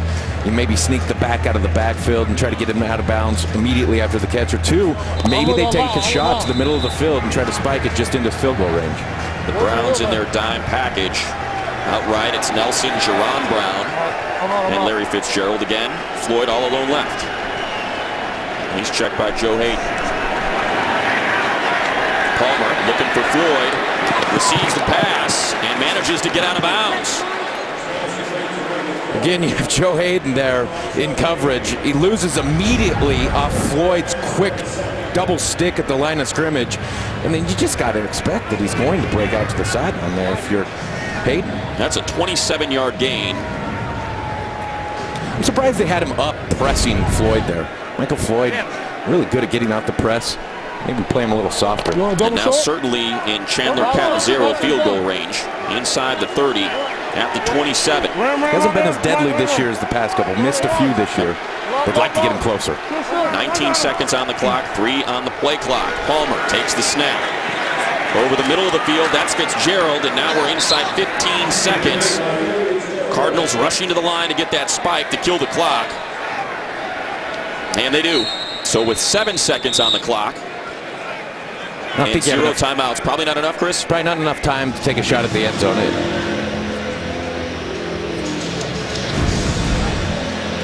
Yeah, you see the Browns there holding Carson Palmer, almost blocking him from getting to the line of scrimmage, so they can't run 2 more plays.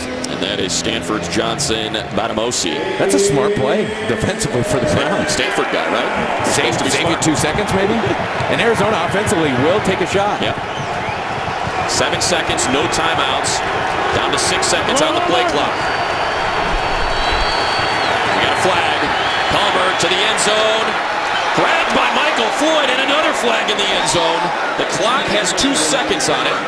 That is an unbelievable catch. Unfortunately, that's going to be an illegal motion on the Cardinals. They didn't get set before the play, so that'll come back. Wow, Michael Floyd. So a touchdown, as our referee Walt Coleman discusses with his staff. We'll see if they wave it off or if it stands.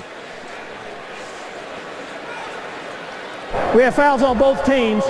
Illegal shift on the offense, number 13 and number 15. Pass interference, number 51, defense. Those penalties offset. 3rd down.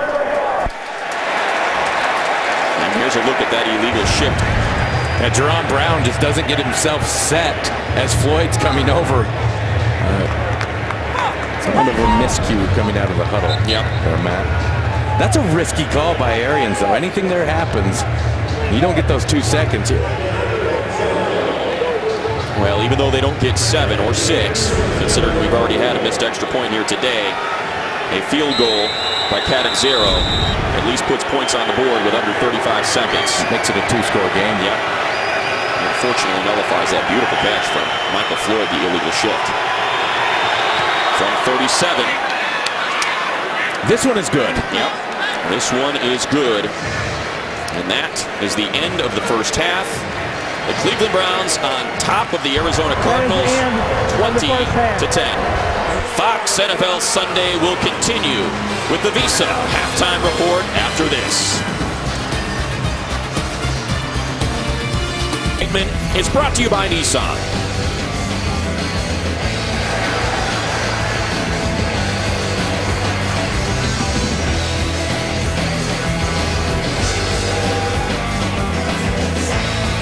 And that was today's excitement, brought to you by Nissan. Here in Cleveland, the Browns lead the Arizona Cardinals 20-10 with Chris Cooley, Matt Smith here down on the sidelines, Danielle Trotta. The Browns won the toss, deferred, and now they'll receive Justin Gilbert back in the end zone. There's Mike Pettin. His 2-5 Browns. Sometimes they say records can be deceiving. 2 overtime games, a couple single possession games that resulted in losses this season. There you see the numbers. Chris, neither team rushing the ball all that well. It's been a lot of yards through the air. Josh McCown, 11 of 17 for those 122 yards to go with 3 touchdowns. Yeah, and you'll see what Arizona does in the second half of this game if they're willing to challenge him on 3rd down, bring some of the blitz packages that they're very good at bringing. They haven't confused him throughout the day, and he's having a lot of easy throws. Chandler Catanzaro set to kick it away from his own 35 to Justin Gilbert, 1st-round selection out of Oklahoma State. From the 2 to the 10 now, middle of the field, looking for a lane, manages to stay on his feet to the 20, trying to cut back, nowhere to go though, as he works the left sideline there. Catanzaro putting him out of bounds. Let's go down to the sidelines with Danielle Trotta, who talked to both head coaches at the half. Yeah, Matt, I did, and I think a lot of people around the league probably surprised that Cleveland is up on Arizona like they are. I asked Bruce Arians about that. He said, I'm not surprised Cleveland is playing so well. I'm surprised that we're playing so poorly, and he said no doubt turnovers have been the difference. I talked to Coach Pettin. He looked to Heartline, the Ohio State grad, the Ohio native. He said, well, all he really does is get open and catch everything. Pretty good characteristic to have as a wide receiver, getting open and catching everything. Thank you, Danielle. We'll keep touch with Danielle, anything that breaks down there at the sideline. Nickel formation for that Cardinals defense. Handoff, inside run there for Duke Johnson. And he pushes the pile forward for a pickup of about 3.5. It's Josh Morrow, I should say, on the tackle. They want to get Duke Johnson in 1st and 2nd down carries, so there's a tendency break as to Isaiah Crowell's in to run the football, and that's what he's doing. Duke Johnson's the pass guy. They want to mix them up as much as they can. They're going to keep trying to do that throughout the day. Cleveland, by the way, running the ball an awful lot on first down. 8 runs compared to 4 passes. And there is Duke Johnson Jr., the rookie, drafted in the 3rd round out of Miami. Shotgun snap. Here comes the pressure. McCown, middle of the field, and attempting to make the one-hand grab is Jim Dre, but it falls incomplete. So 3rd and 7, coverage by Kevin Minter. Kevin Minter's all over that. McCown trying to throw it away from Minter. Gives Dre an opportunity. As you see right there, Dre just can't haul it in. On 3rd down today, both teams identical, 6 of 8, converting 75% of their 3rd downs. Normally Arizona brings a lot of looks, brings a lot of blitzes. They do such a great job of mixing personnel groupings. They give the illusion of complexity. They have a bunch of similar blitzes, but it doesn't look that way. They haven't done it today, and I'm really surprised. Hartline in motion, Johnson in the backfield. And we got some interesting language and a flag. Delay of the game, offense. 5-yard penalty, still 3rd down. Couldn't get it off in time. McCown not happy that that snap didn't come from Alex Mack. So back him up 5. And there it looked like he might have had pressure. And the key to some of these pressures is in there, Tyrann Mathieu coming in there. It's been his versatility and the way they use him as a rusher to get pressures. A lot of the turnovers come 3rd down situations as well with quarterback under duress. And here we got a 3rd and long, 3rd and 12 from their own 24. Johnson stays in. And here comes the pressure again. McCown looks to beat it and cannot find Gary Barnidge. And Browns want a call, not going to get it though. McCown knocked to the ground. I mean, absolutely leveled. You see it here, and it's Minter right into his sternum with his face mask. McCown took it from both sides there. And you see him right there on the sideline, bending over, holding that chest. He does not feel good there. Andy Lee now set to punt it away to Patrick Peterson. Lee averaging 47.5 yards on his punts today. He is one of the best in the business. 12th-year veteran out of Pitt. And that is a high punt. Peterson, though, can return, trying to work that right sideline. Stays on his feet, back toward the 30. He'll fall at the 29. So as we step aside, they tend to Josh McCown on the Browns sideline. They lead 20-10 here in Cleveland.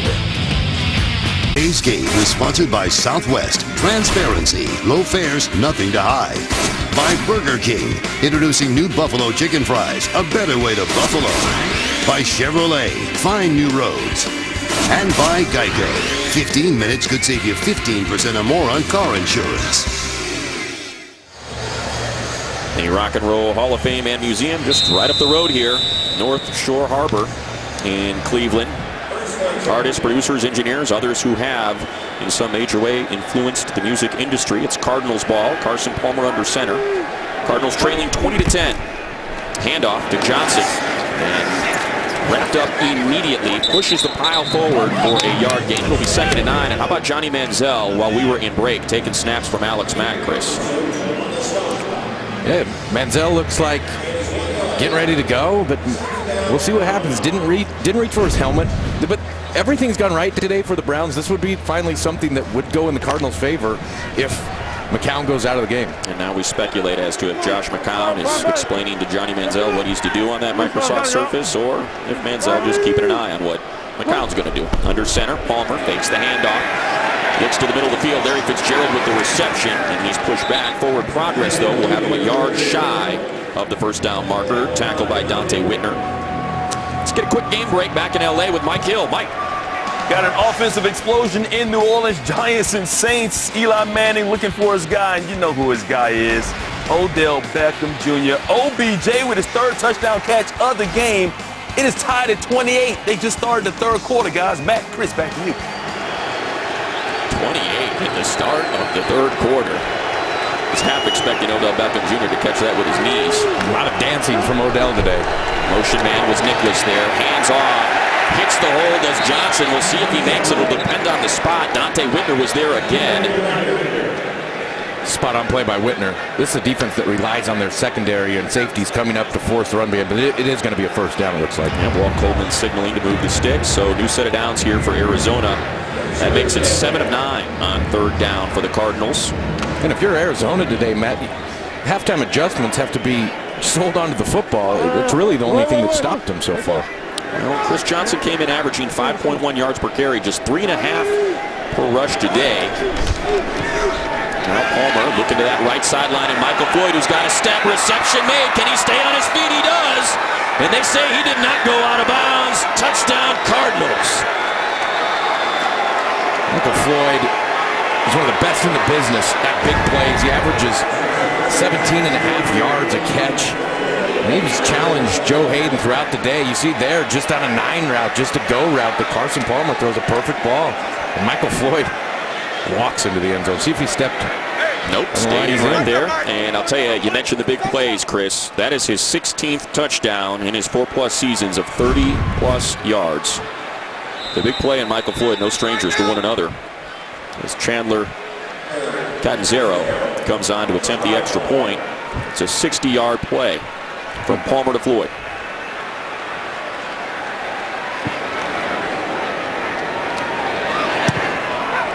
And straight through. So the deficit is now 3 as the Cardinals strike first in the second half. 20-17 Browns in Cleveland. 20-17 Cleveland on top of Arizona. McCown putting his helmet on, but still dealing with that chest issue after Kevin Minner gave him a heck of a lick. He's standing up, but Johnny Manziel has the helmet on. We'll see who trots out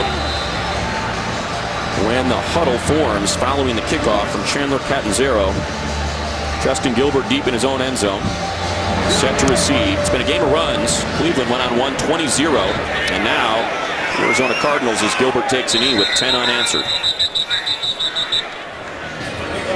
A lot of coaches say that the most important drive of the game is that first drive of the second half. Arizona took advantage of one. And Chris, there's McCown coming out. Showing some toughness. And you mentioned that first drive of the second half for Arizona. That's the longest passing play of the season for him, that 60-yard connection from Palmer to Floyd. Yeah, and again, it's on Hayden. Hayden coming back. The Browns were excited to have him back this week, but he's showing some rust. He's been beaten by Fitzgerald. He's been beaten by Floyd a couple times, and even J.J. Nelson. You saw the tight end, Jermaine Gresham, beat Hayden, so he's got to pick it up today. Saw that hit McCown took from Kevin Minter. He's under center, though. Crowell in the backfield. Fakes the handoff. Here comes the pressure. And nearly gets it off. Nearly gets that pass off to Crowell before Frosty Rucker can drag him down. And you see him holding his chest again. We'll keep an eye on that sideline. Yeah, McCown is in agony right now, and you'll see how long he's going to be able to stay in this football game. But you can see every time he's touched, it hurts him. Now Rucker, and you don't want big Rucker falling on you either. Oh, probably didn't help that he landed right on Rucker's face mask there on the tackle with that chest. Danielle mentioned it earlier, talking about how to fix this. He said, I'll fix it in the offseason. He's a tough guy. 0 of 3 passing for McCown in the second half here. Off your right. Now we got a 2nd and 10. McCown rolling to his right. Flag comes in the backfield. The defensive backfield. He's hit by Rucker and dropped all the way back at the Cleveland 10. We'll check on the flag, though. It looks like you're going to get some form of defensive holding or illegal contact there where that flag lays, but McCown's got to find a way to keep himself on his feet there. I know he likes to buy time, but he's got to get the ball out of his hands. Illegal use of hands. Hands to the face. Number 32, defense. 5-yard penalty. Automatic first down. And while Walt Coleman was making that call, we saw Johnny Manziel take 3 strides onto the field before Mike Pettin called him back. And I think you said it perfectly, Chris. We'll just see how long Josh McCown can take it, because he is in some clear pain. Here he is again after that play. Maybe think they go back to the running game a little bit here. Try to take some pressure off and mix it up. Use some formations, use something to create in terms of running the football. It's Marlon Moore out wide left. Gabriel and Hartline right. And there's the handoff to Crowell, and he slips well behind the line of scrimmage. Lamar Woodley with the pressure. Yeah, they're trying to pull a little counter play outside there, and Woodley is immediate in the backfield. That's where the Browns have struggled. They're turning guys free, not getting aligned right in terms of who they're going to with protections and who they're going to with some of these double teams and blocks. And It's almost a missed assignment type of offense is why they can't run the football. It's a loss of 7 there, Chris. You said you wondered if this Arizona defense was going to get more aggressive coming out of the half. Is that what you've seen? Well, they've been able to get to McCown with 4, and they've been able to get to him in early down and distances. And you're going to see here where they're absolutely going to come after him. They know it's a pass play. Crowell in the backfield fakes the handoff. McCown dumps it off to Crowell. Manages to have the first defender miss. Working the left sideline up near the 30-yard line. So gets it all back and then some. Tackle by Kevin Minter there. Broken tackle, I should say, by Kevin Minter. Nice shot by McCown. Taking a look down the field, seeing if he can get a shot off a play action look here on 2nd and long, but being immediate in terms of getting to Crowell underneath and giving Crowell an opportunity to run with the football, not waiting on getting that check down to him. That was Woodley that missed the tackle there. And now Duke Johnson in the backfield. No surprise there with a 3rd and 5 here. Cleveland 6 of 9 on 3rd down. See Barnage all alone on the left side. And McCown thinks about running it instead on the crossing pattern. And it slips out. It was in the hands of Brian Hartline. He could not hang on to it, though, as he went to the ground, and the Browns will have to punt. It's a great job there of McCown going off schedule, finding a way to step up in the pocket. He had Hartline working with him coming across the field, and that's a ball Hartline's going to want back. That's a catch he knows he can make. We talked about his hands earlier today. That's when you got to make for your ailing quarterback. Certainly. Would have moved the sticks. Hartline, 2 receptions for 12 yards. Both of them have gone for touchdowns today. Andy Lee set to punt it away to Patrick Peterson. And another high spiraling kick pushes Peterson all the way back inside his own 15. It is returnable, though. And he's trying to find that seam in the middle of the field. He's got it to the 30, 35. It's a foot race to the 50 where he's knocked over by Isaiah Crowell. And did the ball come out? If it did, the Cardinals got back on it. But wow, what a bum of a punt. You talk about sometimes out kicking your coverage, he may up there. It'll be Cardinals ball in Cleveland territory. No, ground pops it out. 1st and 10 Cards when we return. Today's game on Fox is sponsored by Cialis. 20-17 Browns here in Cleveland. Arizona with the ball in Cleveland territory. It's a 40-yard punt return from Patrick Peterson that has them set up at the Cleveland 48. Handoff. No, it's a fake to Chris Johnson. Carson Palmer looking for it all. Middle of the field. Reception made by Jerron Brown inside the Cleveland 10. And you're getting the big play offense of the Arizona Cardinals that you may have expected. Michael Floyd now with 33 yards average per catch. J.J. Nelson averaging 23 yards a catch. There he gets with a big strike to Brown down the middle of the field. And I think Carson Palmer almost at 300 yards now is feeling it. And we see Dante Whitner down on the field following the replay here.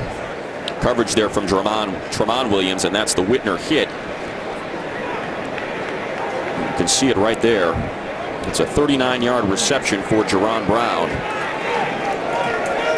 The way Whitner reacted as he hit the ground was almost a stinger. That sharp pain in your neck. Yeah, and now he's being helped off the field. And we have more injury news, so down to the sidelines at Danielle Trotta. Danielle. All right, Matt, thanks so much. Cleveland defense on the field right now without one of their stars, Joe Hayden, taken in for evaluation, possible head injury. And remember, he just came back this week coming off an injury. We'll update you once we get some new information. Thank you, Danielle. Yep, Joe Hayden has missed 3 games this season, the last 2 with a concussion, so certainly some concern there. As we now have a 1st and goal from the Cleveland 9. It's Chris Johnson in the backfield with Carson Palmer, trips left. That's Michael Floyd all the way on the outside. Handoff goes to Johnson, working the right side of that line. He's dragged down at the 5, 2nd and goal. Good job by Mikey Potty pulling around and creating a lane for Johnson. Just a power guy. And that's Johnson Bademosi, who is replacing Joe Hayden with the injury on the tackle.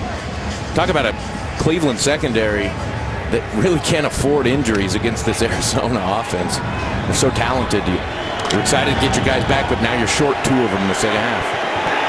Palmer under center, Johnson in the backfield, 3 receivers left, Jerron Brown, Fitzgerald, and Floyd inside the out. Brown showing blitz. Handoff goes to Johnson, breaks a tackle, falls just short of the goal line inside the 1. John Hughes the 3rd on the tackle. You get a great job up front. Again, Jonathan Cooper doing a nice job creating a lane for Chris Johnson to cut back, and Chris Johnson will put his foot in the ground and make a cut as well as anybody in the league. And now that big package for the Cardinals with A.Q. Shipley. The backup center. Put Shipley on the wing. The 6'2 defense is vulnerable on the outside. Fakes the handoff. Palmer rolling right, wide open in the end zone. Is tight end. Troy Nicholas with his second touchdown grab of the game gives the Cardinals the lead.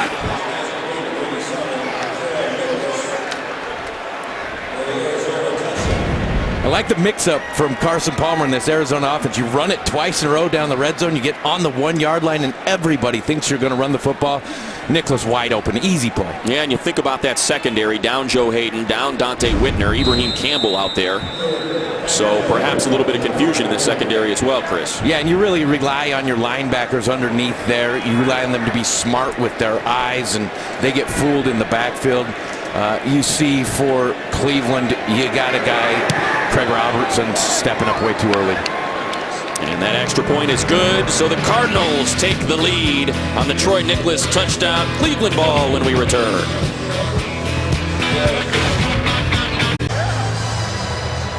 So Arizona takes the lead 24-20 on Cleveland. 17 unanswered now for the Cardinals. As Chandler Catanzaro set to kick it away to Justin Gilbert 5 yards deep in his own end zone.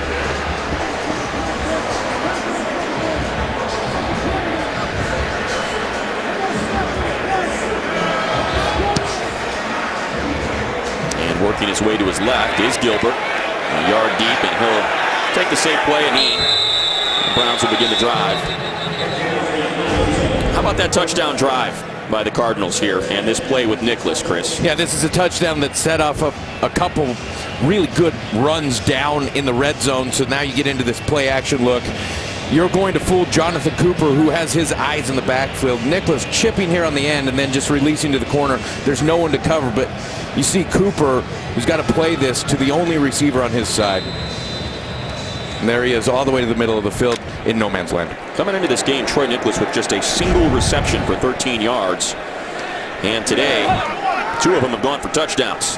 That was Craig Robertson, by the way. They're stepping in there. McCown back out there under center despite that chest injury. And he's just going to throw this one up for Travis Benjamin, who nearly makes the catch. Coverage by Patrick Peterson, but it'll be 2nd and 10. And all of a sudden, it seems like McCown is under a tremendous amount of pressure from this Cardinals front 4. Now, seemingly could not get anything going with that front in the first half. It has been a different story here in the second. Cleveland was up 20-7. And after a 3 and out, they allowed a field goal at the end of the half. And it has been no looking back since for the Cardinals. And now a wildcat formation with Crowell taking the snap. Works his way straight to the center of that line, and he's dropped for maybe a loss. I mean, line of scrimmage at best by Dale Buchanan. Injuries beginning to mount for the Cleveland Browns, and for more, we go down to the field and Danielle Trotta. Thanks, Matt. Another possible blow for this Cleveland defense. Dante Whitner escorted off the field. He was able to walk into the tunnel under his own power. We're hearing he's being evaluated for a possible head injury. Thank you, Danielle. And he joins Joe Hayden, who's being evaluated for a concussion. Danielle had that for us a little bit earlier. The Browns defense experiencing some attrition here. McCown now on a 3rd and 10 in the shotgun. Cardinals showing blitz. And here it comes. McCown gets rid of it though. Center of the field. Reception made beyond the sticks by Brian Hartline. Just shy of the 35. Great job at the line of scrimmage, tempoing the cadence by McCown, getting to see the blitz coming early. He slides his line that way so he can pick everything up and gives himself time. And you see McCown continuing to take hits. See Frosty Rucker maybe holding a knee underneath there as well. 14-yard completion for the first down from McCown to Hartline. Hartline with 2 touchdowns on the afternoon. McCown 13-24 for 148 and a trio of touchdown tosses. In the backfield now is Johnson. And we got movement along that offensive line. Offense, 5-yard penalty, still first down.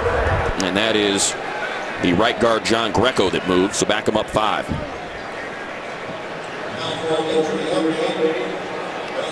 Some rumors surrounding this Cleveland offensive line coming into this game. Reports that perhaps with the Tuesday trade deadline 48 hours away, conversations surrounding Joe Thomas and Alex Mack. They're two Pro Bowlers. Two of the best of the league. Sure they could get something for either of those guys, but it'd be hard to give them up. Joe Thomas has not missed a snap since he was drafted by the Browns. Shotgun snap. McCown on time to Gary Barnidge. Up past the 40. Tony Jefferson on the coverage. Will make it 2nd and 3. Really giving Barnidge a lot of leeway to run a lot of routes there. He's selling a corner route against Patrick Peterson and just shuts it down for a little comeback off of a corner route stop. And you see McCown after every play just looks to be in agony. It's the best way I can describe it. 4 catches for 27 yards now for Barnidge. As McCown settles under center. Motion man is Hartline. That's Crowell in the backfield. Here comes the blitz. McCown stands tall. And he throws a laser to Brian Hartline. He can't come up with it for the first down on 3rd and 3. Justin Bethel on the coverage. So you're talking about 2 drops now for Hartline on balls that he absolutely should have caught. And get yourself into 3rd down situation. Still manageable. 3rd down situation where you could have moved the chains. So here we go now for the Browns. 3rd and 3, Hartline out right. That's Crowell inside. Make that Benjamin inside. It's Crowell in the backfield on the right hip of McCown. Motion man there is Gabriel. And rolling to his right. Now he has to bend backwards. Ball comes out. It is recovered by the Browns, though. And McCown perhaps trying to do a little bit too much there. Nearly ran into a truck of a human being. Dwight Freeney to man with the pressure. So now the Browns will have to punt it away with Andy Lee. And as a quarterback, when you're rolling right and your protection's all set up to roll right, you can't afford to turn back into where you're leaving guys free. He understands that. Yep. It's a play that he can't make, especially a play he can't make if he doesn't want to take any hits. That was Calais Campbell, all 6'8", 300 pounds of him. 4 straight punts now for the Browns as Andy Lee set to boot this one away. Last return by Peterson was for 40 yards. This time he signals fair catch at the 23. And the Cardinals, touchdown, field goal. Their last 3 possessions. We'll have it when we return, leading 24-20. Fox Sports Supports is proud to team up with the Movember Foundation in their commitment to changing the face of men's health. Join us at moteam.co/fox-sport to learn more about how we are getting involved in the Movember movement. I see you as a mustache guy. I'm going to say no shortage of soup sifters here in Cleveland. Pan the crowd as our tremendous team managed to, and found a couple spectacular ones there. As Palmer settles under center, extra tackle eligible out there. Handoff goes to Johnson, works the right side of that line, eludes the first tackler, pushes himself up to the 32. Again, talk about Larry Fitzgerald on the edge, sealing the backside so Johnson can make that cut. And talk about the second half. And a different story. Yards in this quarter, the 3rd quarter, Arizona 125 for 14 points. Cleveland just 36, and we're under the 4-minute mark in the 3rd. No, and they're in a spot where this defense absolutely has to get it off the field. It's a defense that was last in the league against the run, so you think Arizona will probably try to pound it here. And today, Chris Johnson, 16 carries for 60 yards. There's the handoff to Johnson again. And hits the center of that line, keeps the legs moving, and he'll move the sticks along with it.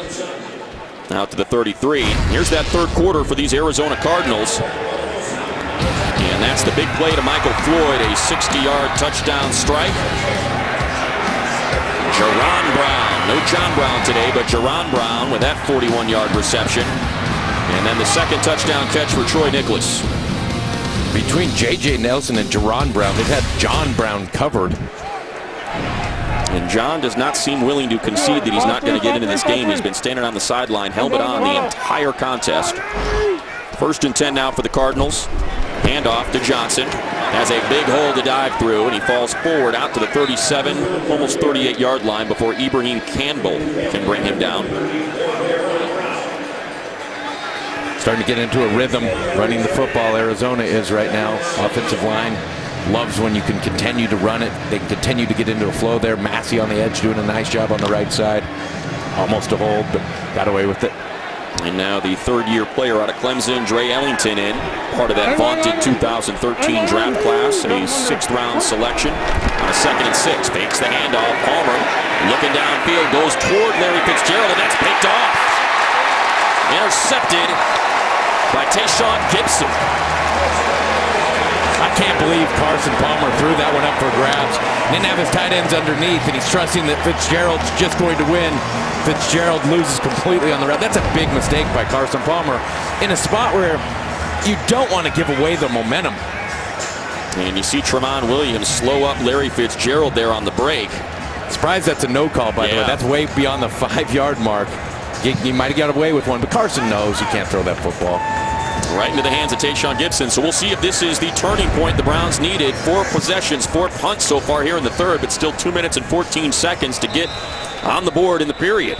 Tayshaun Gibson, so impactful today. Talk about the range as a safety. Talk about his playmaking ability. He's one of the best in the league, and he's absolutely showing it coming back for the Browns today.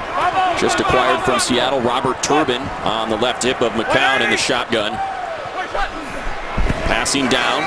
Cardinals bring the extra man, and it was intended for Gabriel. He's looking for a flag, but it'll be 2nd and 10. Patrick Peterson on the coverage. Talking about what Filippo, the offensive coordinator, said was his biggest nightmare is his small receivers getting pressed by this Cardinals defense. They're Patrick Peterson pressing the entire way and really nowhere to throw the football. I know McCown's trying to make a shot in there, but really nothing to gain. Bruce Arians said they don't shy away from any side of the field. Mike Pettin echoing that sentiment, going after Patrick Peterson today, just as much as he is the other side of that secondary. Shotgun snap to McCown. Quick strike to Barnidge. Lowers the shoulder, tries to break the tackle of Peterson. Still on his feet. Forward progress gets him out to the 42-yard line. That'll bring up third manageable. Good use of motion by Barnidge there. You saw him coming across the line of scrimmage and almost giving a burst before the play snap so he can get himself some extra space in the flat. And that's where Barnidge is so smart, that just the savviness to use that motion for the leverage. This is normally where we would see Duke Johnson enter the game on a 3rd and 2. Instead, it's Robert Turbin. We'll see Barnidge and Benjamin out left. That's Hartline right, along with Dre, the tight end. Motion man now is Hartline, and again, ball comes through his fingers, and he is leveled by Tyrann Mathieu. Tyrann Mathieu refuses to get blocked. It's just a swing screen there. Gary Barnidge, you'd think a big tight end should be able to block Tyrann Mathieu. He refuses to be blocked. He makes a big hit there. He's tough to challenge this guy that way. And another punt for the Browns, and even if he would have made that reception, likely would have gone for a loss. You mentioned Duke Johnson out, though, Matt. You're going to be surprised a little bit after his impact early in the game that they haven't come back to him. Andy Lee on to punt again. Patrick Peterson, who already has a 40-yard return. That's his long of the season in this contest. And Lee, this one end over end, pushes Peterson all the way back inside the 10. He's going to try to return it, but nothing doing, as he is shoved out of bounds on that left sideline inside the 10, where the Cardinals will take over. Marlon Moore on the tackle. A little bit of a risky play here, Chris. Yeah, you'd think maybe fair catch that one. You're already backed up inside the 10-yard line. You got to be aware of where your feet are. That was Justin Gilbert on the tackle. The Royals 1 win away from their first championship in 30 years, and tonight is Game 5. They said Ensign Volquez to the mound for an emotional return against Mets starter Matt Harvey. Should be an incredible night in New York, and it all starts tonight after football on Fox. Not a lot of top teams win games when the turnover margin's 3-0. How about Cardinals that? Turned it over 3-4, but they're still up. Carson gets it right back to direct this offense again. Fakes the handoff to Chris Johnson. Goes back to the left and through the hands of Michael Floyd. That brings up 2nd and 10, and it brings us to Los Angeles in a game break with Mike Hill. Hey, guys, if you got Drew Brees on your fantasy team, you're probably going to win. He's thrown 6 touchdown passes in this game. This one to Benjamin Watson. He and Eli combined for 10 in this game. It's 42-28 Saints in the third. Well, you mentioned fantasy. Fantasy and Drew Brees have not been in much agreement this season. I believe only one time over 17 points. Well, that certainly changes today against the New York Giants down there in the Superdome. Finally finding the guy you can go to at tight end, and Watson, who's having a great year in his 12th season. 2nd and 10 now for the Cardinals. Palmer with a quick throw to Fitzgerald. Manages to elude the first tackler all the way out to the 25-yard line before he's dropped. It's Ibrahim Campbell on the tackle, but certainly some breathing room now after the gain of 16. Bruce Arians loves to find ways where he can just get the ball in Larry Fitzgerald's hands. Just quick screen outside where he can read a couple blocks is an effective way to use Larry Fitzgerald. Great run after the catch. Chris Johnson comes out with the two tight ends, Nicholas and Gresham. Fitzgerald and Floyd out right. Palmer under center. You see Larry today, 7 catches for 66 yards. That's the motion man Nicholas, 2 touchdown grabs today. Handoff, nothing doing. That ball comes out. Do the Browns have it? Signal is they do. Another turnover, the 4th of the afternoon for the Cardinals. Chris Johnson with his 2nd fumble of the day. Unbelievable job by Armani Bryant there, getting inside Nicholas, who's the motion tight end coming over the blocking.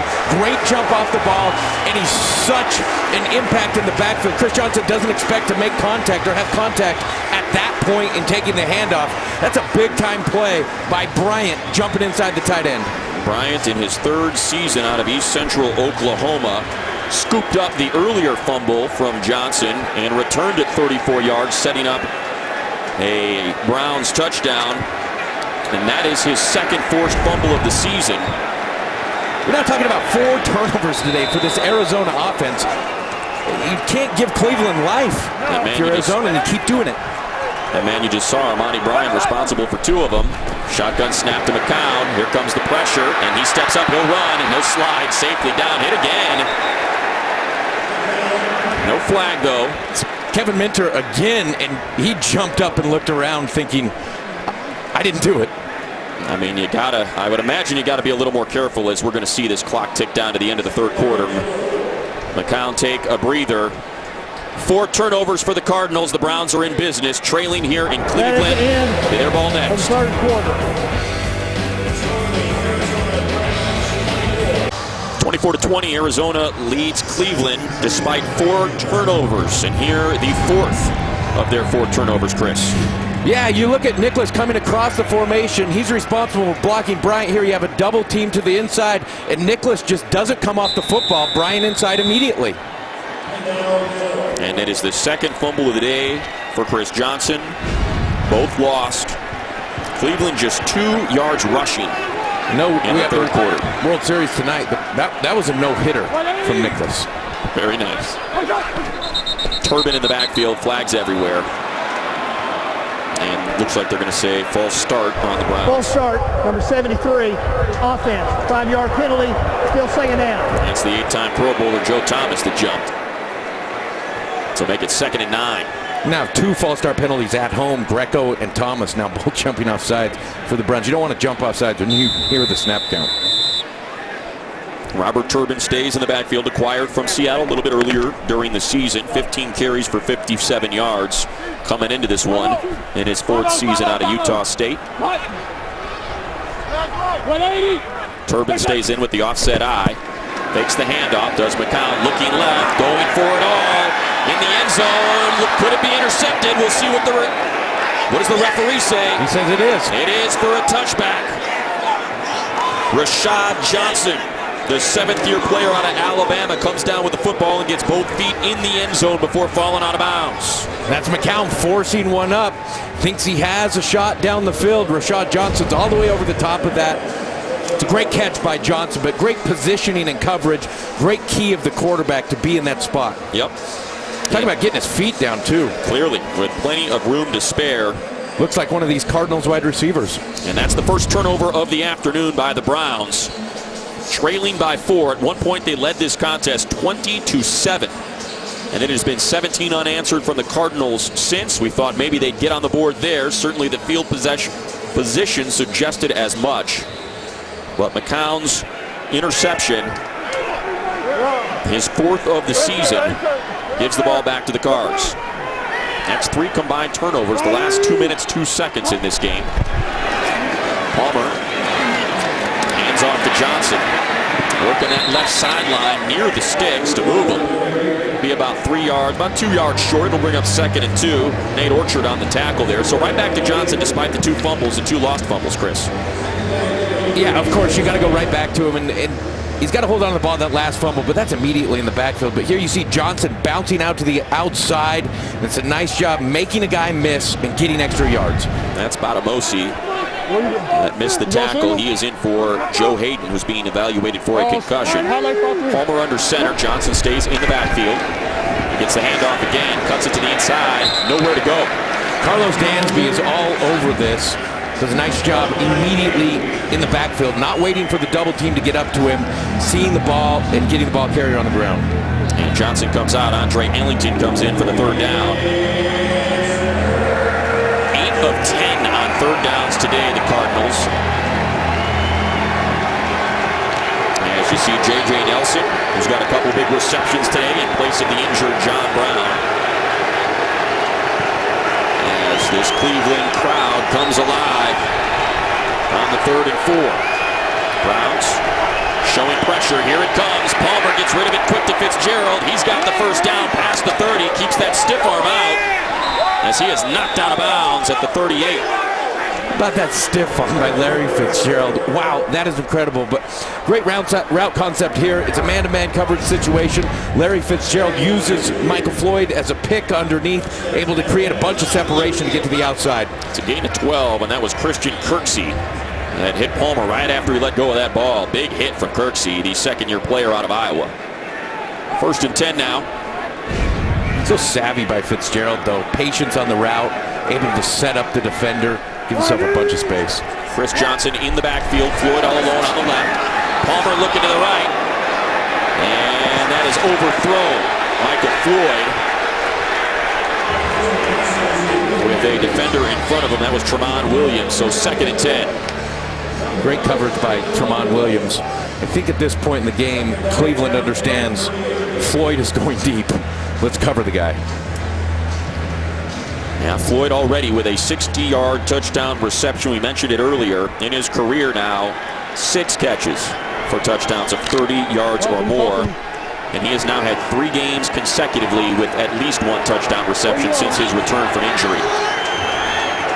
And that is Floyd left. 2 receivers right, Palmer under center.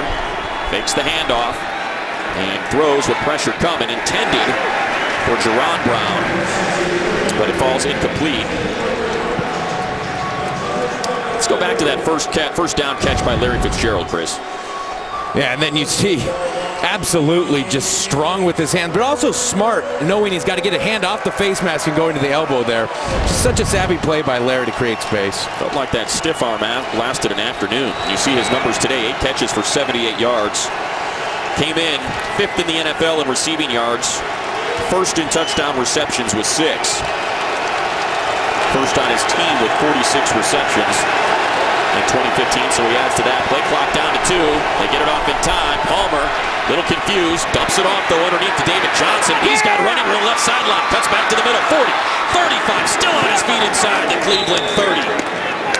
Surprised you didn't see more screens out of Arizona to the back so far today. They're off play action. They get a great look to David Johnson. Cleveland's a defense that doesn't react especially well to screen plays. And they hurt him there. 34-yard pickup from David Johnson on the short pass out of the 53 backfield. is an eligible receiver. Number 53 is eligible. That is the 10th first down this half for Arizona, as they have had very little issue moving the ball on this Browns defense. Cleveland now having a problem getting set up front. Now Johnson in the backfield all alone. That motion man, Jerron Brown, Palmer under center. Hands off to Johnson. Working his way to the left side of that line. Gets near the 21-yard line, 22-yard line, we'll say, before he's dragged down by Malcolm Johnson. Great push by Jared Valdir, Mike Upati, Lyle Sendline, all up front, all on their blocks. That's a lot of Johnsons on the field. Chris Johnson, David Johnson, Malcolm Johnson with the tackle. That is a lot of Johnsons. Darn right. Malcolm Floyd, Michael Floyd. I did that to you earlier in the game. It's all of us. Michael Floyd out of Notre Dame, out right all alone. Fitzgerald left in that bunch with the 2 tight ends. It's a quick screen to Floyd. Looking to shake the defender, still on his feet. With the first down before being pushed out of bounds at the 15 by Tramon Williams. I'm going to say it again, Michael Floyd. Look at the way Michael Floyd battles after the catch. All of these guys for Arizona, big, strong receivers that get a lot of yards after the catch. Gain of 7 for the first down. And they still have room to get that first down before the goal line as it's placed on the 15. See Larry Fitzgerald in the huddle there as Palmer comes to settle under center. That's how far they're playing off Floyd now, though. Good job by Carson utilizing that quick throw. See those two tight ends on the left side of the line with Johnson in the backfield. It's a handoff. Johnson hits that side, trying to break a tackle. Nowhere to go, though, as he is dragged down by Tramon Williams. It's a nice job by Williams coming up as a cornerback to force that and make a play. And you can see it develop right here. There is Tramon Williams, Chris. Yeah, and these guys, sometimes they just want to cover. Tramon Williams is an impact in the run game. Fitzgerald and Floyd make their way out right. Ellington in the backfield. And that's Troy Nicholas with 2 touchdown grabs already, all alone out left. Palmer in the shotgun on 2nd and 9. Standing tall in the pocket, looking for Ellington, and swatted away. It's a near pick by Carson Palmer. And that was Botamosi. And swatted that away. There is a flag down in the back of the end zone. Number 95, defense. 5-yard penalty, still 2nd down. So an incomplete pass becomes a 5-yard gain because of Armani Bryant getting off a little too early. And Carson Palmer thought he had the matchup he wanted there. He had Carlos Dansby man-to-man on Andre Ellington, but he had help over the top that he didn't see when he let that ball go. So a 3rd and 4. And here's the penalty with Bryant. See him move there all the way out. And this is the 10th play of the drive now. Fitzgerald in motion. Palmer under center. The 2 tight ends to the right. Johnson slips, going to the end zone. Nobody home on 2nd and 4. Yeah, Carson Palmer just throwing that thing away. Wanting to get rid of it, get out of a bad play. But again, you see Gibson there with this unbelievable range and instincts. Almost gets to that football. Yep. Exchange of personnel now as Ellington comes in for Johnson. Also Jermaine Gresham comes out. It's a major spot for this Cleveland defense. You keep it a 1-score game if you can keep them to kicking a field goal here. So they got to step up big if they want to stay in this game right now. That is our first glimpse of Britton Golden. Out wide left, empty set. Palmer in the backfield looking right. Pressure comes, he steps up, he's going to run it. He's got room. Can Palmer get to the end zone? Dives. Where do they mark him? They will mark him short. Nope, touchdown. Touchdown. Official put his foot down a half-yard shy of the goal line, then raised his arm. So Carson Palmer rushes for a touchdown. How about that? A savvy vet move there by Carson Palmer. Had man-to-man coverage on all of his receivers. No one won, but as a quarterback, when you have man-to-man across the board, usually means no one's watching you. So Carson Palmer able to escape the A-gap and score a touchdown, which you wouldn't expect. We have a fumble at the goal line and then recovery in the end zone for a touchdown. So you see what happened there. Carson Palmer's elbow hit. The ball came loose. And he was able to recover it. And they'll say it's a fumble because there was no contact there. Yeah, they don't have to worry about challenging this one because Carson recovers it. But well, I guess the question is, did it land on the 1-yard line? Did his arm hit? And the question's going to be, was there contact made there by Dansby that led to the hit falling? There is, and it looks like he should be down on the 1. The previous play will be reviewed. That would be my guess what they're going to look at. We'll step aside as they take a look at it, see what the result is. Did Carson Palmer get in or not? That's next. Today's game is sponsored by Visa Checkout, the easier way to pay online. Sign up now. By Hyundai, an official sponsor of the NFL. And by Subway. Come in for National Sandwich Day, Tuesday, November 3rd. Well, did Carson Palmer get in, or was he down at the 1? Here's Walt Coleman with the answer. After reviewing the play, the wriggle on the field has changed.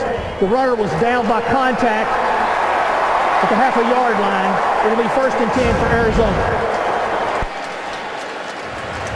This ends up being a pretty easy call for Walt Coleman to be told to make from New York. Palmer clearly touched by Dansby and then elbow and ball down on the 1.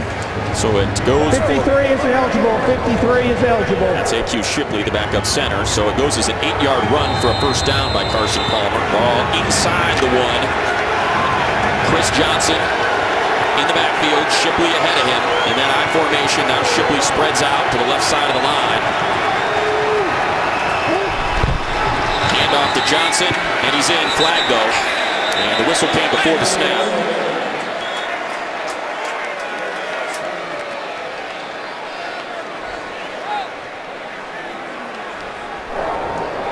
Full start. Offense. 5-yard penalty. Still first down. I think it might have been Bobby Massey, the right tackle there. Number 70. Number 70. Thank you, Walt, confirming that. Which negates a walk-in touchdown there. And you see it right there. Movement before the snap. So back him up to outside the 5 now on a 1st and goal. Michael Floyd, Jerron Brown right, Larry Fitzgerald left. Chris Johnson stays in the backfield. Gresham on the left side of that line, the tight end. See the red zone numbers there today for the Cardinals. This is the 12th play of the drive. Looking to add to their lead. Shotgun snap. Palmer looking left for Fitzgerald. Caught, touchdown. What a rhythm between these two guys. Back shoulder to Fitzgerald. But Fitzgerald does come up holding his ankle a little bit. He got twisted up on that tackle. You could see he went down awkwardly. But Larry Fitzgerald with his 7th touchdown reception of the season against Johnson Batamosi in the coverage. And that's the impact of having a guy like Hayden out right now in this game as you get matchups that are unfavorable to your defense. Larry Fitzgerald is a complete mismatch here. It's a great throw and catch by these two. It's Carson Palmer's 4th touchdown pass on the day. He's getting upwards of 400 yards passing today. Yep, right now 364 on 22 of 36, and there you see on the replay Batamosi coming up on the right foot of Fitzgerald, so I'm sure Danielle trotted down on our sidelines. We'll keep an eye on that. As Chandler Catanzaro on for the extra point. And that is up and through. So Arizona builds on their lead. 31-20, they lead the Browns here in Cleveland. More football is next. 24 unanswered for the Arizona Cardinals now, as you see Larry Fitzgerald being tended to. That right ankle rolled up on by Johnson Batamosi on the touchdown grab. So Chandler Catanzaro set to kick it away to Justin Gilbert. Arizona with 230 yards this half on 40 plays. Reception made by Justin Gilbert, 5 yards deep into the end zone. He's going to bring it out, and he's going to be stopped shy of the 20. And we'll step aside before the Browns take the field for their next offensive possession. There's Larry Fitzgerald with his 7th touchdown grab of the season. Today's game is sponsored by McDonald's, teaming up with the NFL like never before. Well, it was 20 unanswered for the Browns when they took a 20-7 lead. And it has been all Arizona Cardinals since. 24 unanswered in response as they have an 11-point advantage. Browns ball at their own 16-yard line. McCown, despite taking a shot to his sternum from Kevin Minter, has stayed in this game.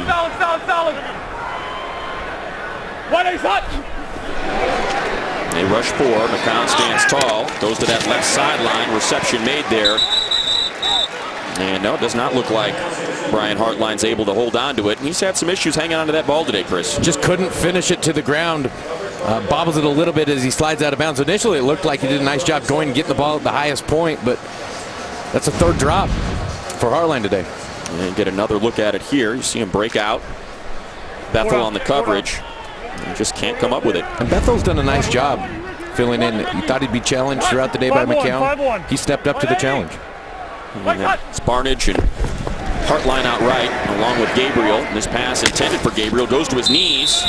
Reception made. Let's get an update on Larry Fitzgerald down to the sidelines and our Danielle Trotta. Danielle.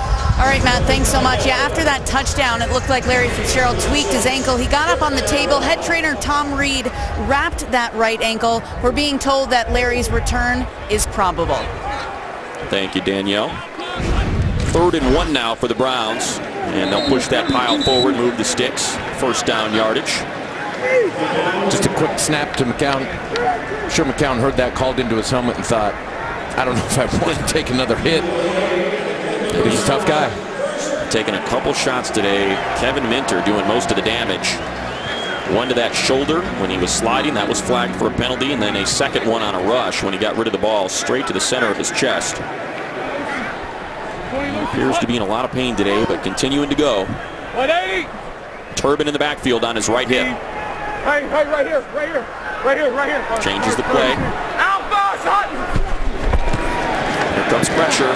McCown, middle of the field. Reception made by Barnage out to the 45 for the first down. But that for McCown, they don't have hot routes in this offense. They have some built-ins, but they demand that he's able to check them into protections, that he can get the ball out there, finding this guy Barnage over the middle. 17-yard completion. And Barnage starting to pile up the numbers now. Already has a touchdown reception on the afternoon. Shotgun snap, Cards rush 4, McCown pump fakes, goes back to the sideline. Benjamin with the reception into Cardinal territory. That looked back shoulder. I'm not sure that was a back shoulder throw. That's just Benjamin coming off and making a nice play. Benjamin's been quiet today throughout most of the day. They wanted to get him involved. And that's on Patrick Peterson, the 4-time Pro Bowler. It's Benjamin's second catch, 21 yards.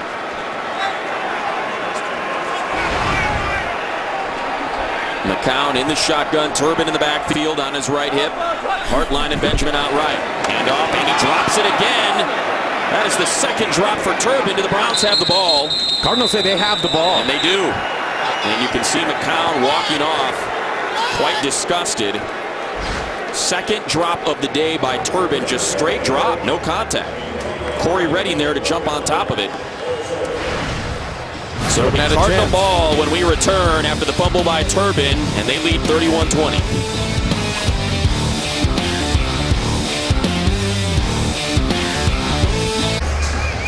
What was developing as a nice drive for the Browns ends in a fumble lost by that man, Robert Turbin. Second time he put it on the grass. First time he lost it. And now the Cardinals take over with an 11-point advantage here and 7:30 left in the contest. Palmer under center. And there is Larry Fitzgerald out there in motion after having that ankle taped following his touchdown grab. Handoff goes to Johnson, hits the center of that line, falls forward to the 42. Pickup of 2, 2nd and 8. There you see Tayshaun Gibson again in the line of scrimmage, forcing the action, making the tackle. Ibrahim Campbell there as well as Johnson comes out. Jerron Brown comes in with Andre Ellington into the backfield. Clock continues to wind. Arizona with 24 unanswered. They found themselves behind 20-10 at the half. And it has been all Cardinals since. You got to imagine if the Browns want to stay alive in this game, they have to have a stop defensively here. Shotgun snap for Carson. Handed to Ellington, nothing doing. And that's the kind of stop they needed. Danny Shelton, the nose tackle, the rookie first-round pick out of Washington with the stop. They've wanted more out of this guy the entire season. Loved him coming out in the draft. Big guy up front. There he gets the penetration you ask for from a nose. See the quick handoff there to Ellington. Shelton waiting for him, and that's a big man for the 3-yard loss. It's going to drag you down. 340 pounds for the rookie out of UW. At least. Ellington on the left hip of Palmer. They bring the pressure. Holds up Palmer now. Flag in the defensive backfield. Michael Floyd with palms to the sky. We'll see whether or not they get Johnson Botamosi here. Looked like he had Campbell down there covering the tight end as well. Holding, number 24, defense. 5-yard penalty, automatic first down. And that's Botamosi, the replacement for Joe Hayden, who's out with that concussion check. Carson now clearly targeting Botamosi. Botamosi doesn't want to lose, but you got to take your hands off at some point. Floyd and Fitzgerald out right. Chris Johnson in the backfield. 24 carries for 84 yards for Johnson, but 2 lost fumbles on the afternoon. They'll take the handoff. It's the center of that line, near midfield, dropped at the 47. Nice tackle by Craig Robertson there, seeing the ball getting into the line of scrimmage. He's a big add for these guys. Having him healthy, having him back. They've been depleted defensively, so getting Robertson back is really impactful for them. Has a forced fumble on the season. 4th year out of North Texas, the Mean Green. We're coming up on the 5-minute mark of the 4th quarter. And you said it, the Browns going to have to come up with a stop if they're going to try to stay into this game. Cardinals content to let that clock be their friend. The Cardinals are so good here, they don't have to run the ball every down. And this a pitch to the rookie David Johnson, who works that right side of the line. Did the ball come out? It might be the 5th turnover for the Cardinals. Williams has it for the Browns right now. And we're waiting for it looks like the referee. They want to confer here. We'll get a look at it. We have a fumble forward, out of bounds, bring the ball back to the spot of the fumble. 3rd down. And there's the problem. Whitner could not, I should say, K'Wan Williams could not control that fumble before he slid out of bounds. It's a heck of a play by K'Wan Williams there, knocking the ball out and then almost being able to recover it. Just bobbles it on his way out. Yep. So that brings up a 3rd and 3.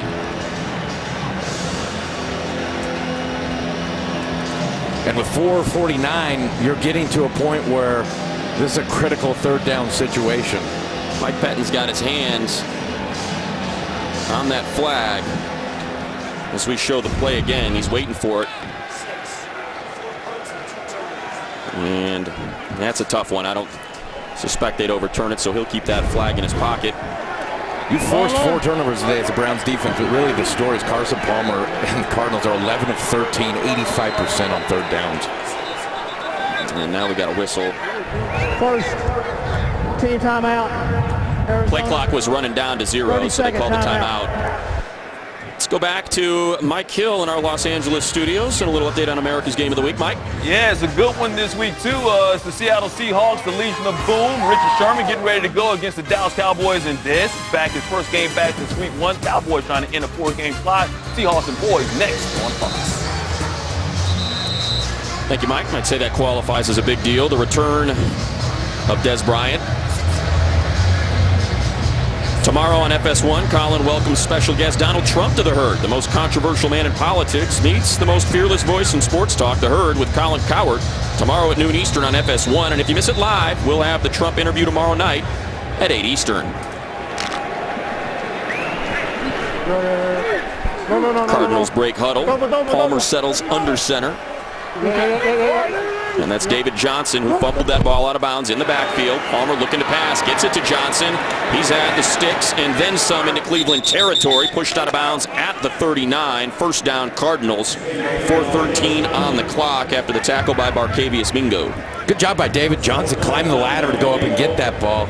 Make a play for him on 3rd down. They've just been unstoppable today in 3rd down situations. 12 of 14. 53 for an eligible receiver, number 53. That's A.Q. Shipley. Go ahead, Chris. The only way Cleveland's got him off the field is turning the ball over. Only 4 of those. Only 4. But 2 for the Browns. And Arizona on top 11 here. Handoff goes to Chris Johnson. And he's got some room on the right side of that line near the 1st down marker. It's a pickup of 9 before the Danny Shelton tackle. Chris Johnson nearing the 100-yard mark now. He's had the ball 26 times today. A lot in the 2nd half. Consistently went back to him. He's consistently got them yardage in 1st down situations. Made easy 3rd down conversions for the Cardinals. Johnson came in as the NFL's leading yards per carry rusher at 5.1 per rush and 2nd in total yards. Talk about all the things he does well. He has a knack for space. In between the tackles, he can fill space really well. Shipley stays in with Johnson in the backfield. 2 tight ends as well. Handoff yet again to Johnson, trying to pick up that single yard. We'll see if they give it to him. It's near the 30.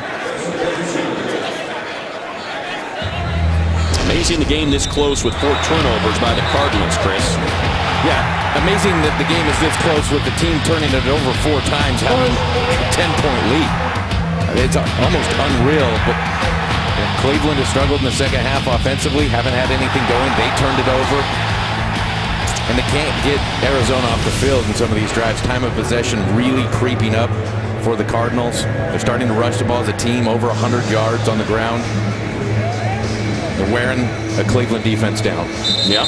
Turnover differential favors the Browns, but they have not been able to get their offense going. It was moving in the first half. And you wonder, touchdowns. Matt, how much of an impact McCown getting hit and hurt early in this game had on his second half performance. I know he's been okay, but did it change the dynamic of how McCown played today? So now a 3rd and less than 1 for the Cardinals. Chris Johnson in the backfield. Handoff goes to Johnson, and he's got first down yardage. Still on his feet inside the 25 to the 23 of Cleveland. Arizona 7 for 7 on 3rd down conversions this half. Second team timeout. Cleveland, 30-second timeout. That's unbelievable to go 7 for 7 in the half of a game. And there you see Chris Johnson with lower power in his legs, just churning, a low center of gravity. It's a nice run by Chris. Carson Palmer, 374 yards passing. Johnson 4 yards shy of the 100-yard mark rushing. You look at what this team did last year in the ground game, and it was anemic. This season, 126 yards per game on the ground. That is 10th best. And compared to last year, when they averaged just 3.2 yards per carry, and this season just about 4.78. So a dramatic difference for the Cardinals on the ground. Johnson again in the backfield, takes the handoff, hits the hole inside the 20. Yeah, Johnson right at that 5-yard average through the year. And final team timeout. Cleveland, 30-second timeout. Arizona as a team last season had 17 total runs over 10 yards, which is a very low number. Before the game today, they had already had 27 carries of over 10 yards. So much more effective on the ground because of a guy like Chris Johnson, and then shoring up some of the O-line issues that you'd had over the past couple years. Well, the healing of the injury to Jonathan Cooper, their first-round pick from 3 seasons ago, the signing of Mike Upati in the offseason, the signing 2 off-seasons ago of Jared Beldier, and that's starting to congeal. If that makes sense. It does. I think it does. I'm going to hope it does. Congeal. Yeah. Typically think of that of cheese on like a burrito that's been sitting out too long, but I think it works. Palmer under center. Motion man there is Fitzgerald. It's a 2nd and 7. The Browns are out of timeouts, and here's Chris Johnson hitting the right side of that line to the 17 before he's dragged down by Batamosi. He'll be a 3rd, about 3.5, 4. When you talk about this entire Arizona roster built by Steve Keim, the general manager, a couple years back he takes over with Bruce Arians. They bring them in together. 44 players out of the 53 on this roster are now picked exclusively by Keim. They've done a nice job building. Bruce Arians comes in and says, I have to have a quarterback. Builds around Carson Palmer, who you see today, ends up throwing for 375 yards. And it's just a team that's going to be tough to stop as they make a run towards the playoffs. 3rd and 4 from the 17. This could all but do it if they pick up the first down. And it's going to be a pass. Carson going to the end zone. And outside of the reach of Michael Floyd, who's already got 1 on the afternoon, a 60-yard strike from Palmer. Floyd turns around and looks at the official and says, how is that not pass interference? I think they got to a point where they didn't want to call it. So they'll attempt the field goal. See Batamosi here with his hands all over Floyd through the entire route. And that's a call that might get called in the 3rd quarter, 2nd quarter of this game. They let him play there. I guess you keep hope alive if you're the Browns. The field goal, you keep it at a 2-score game at 14 points. Yep. It's a 35-yard attempt here from Catanzaro.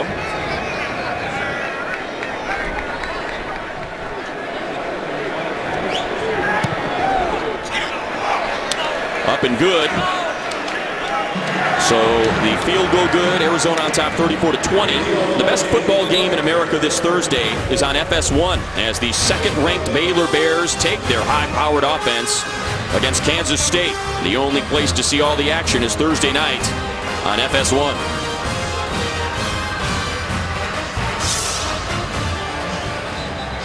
Bruce Arians there looking to have his team improve to 6-2. They start out 3-0 and absolutely maul the Lions, pardon the pun, I guess, with the animals and the Bears.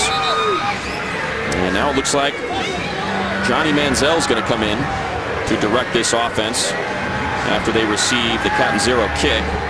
This is the most points allowed by a Browns defense this season. Previous high was 31 by the Jets. Yeah, and it's a tough day for McCown, who at times looked like it was tackling practice for the Arizona Cardinals. And you think, did he just say enough's enough and tap out? Or are the Browns considering that this is garbage time and putting Manziel in? Manziel played a little bit last week as the Browns were out of the game. Maybe they want to take a shot and see if he can do something here, move the ball around.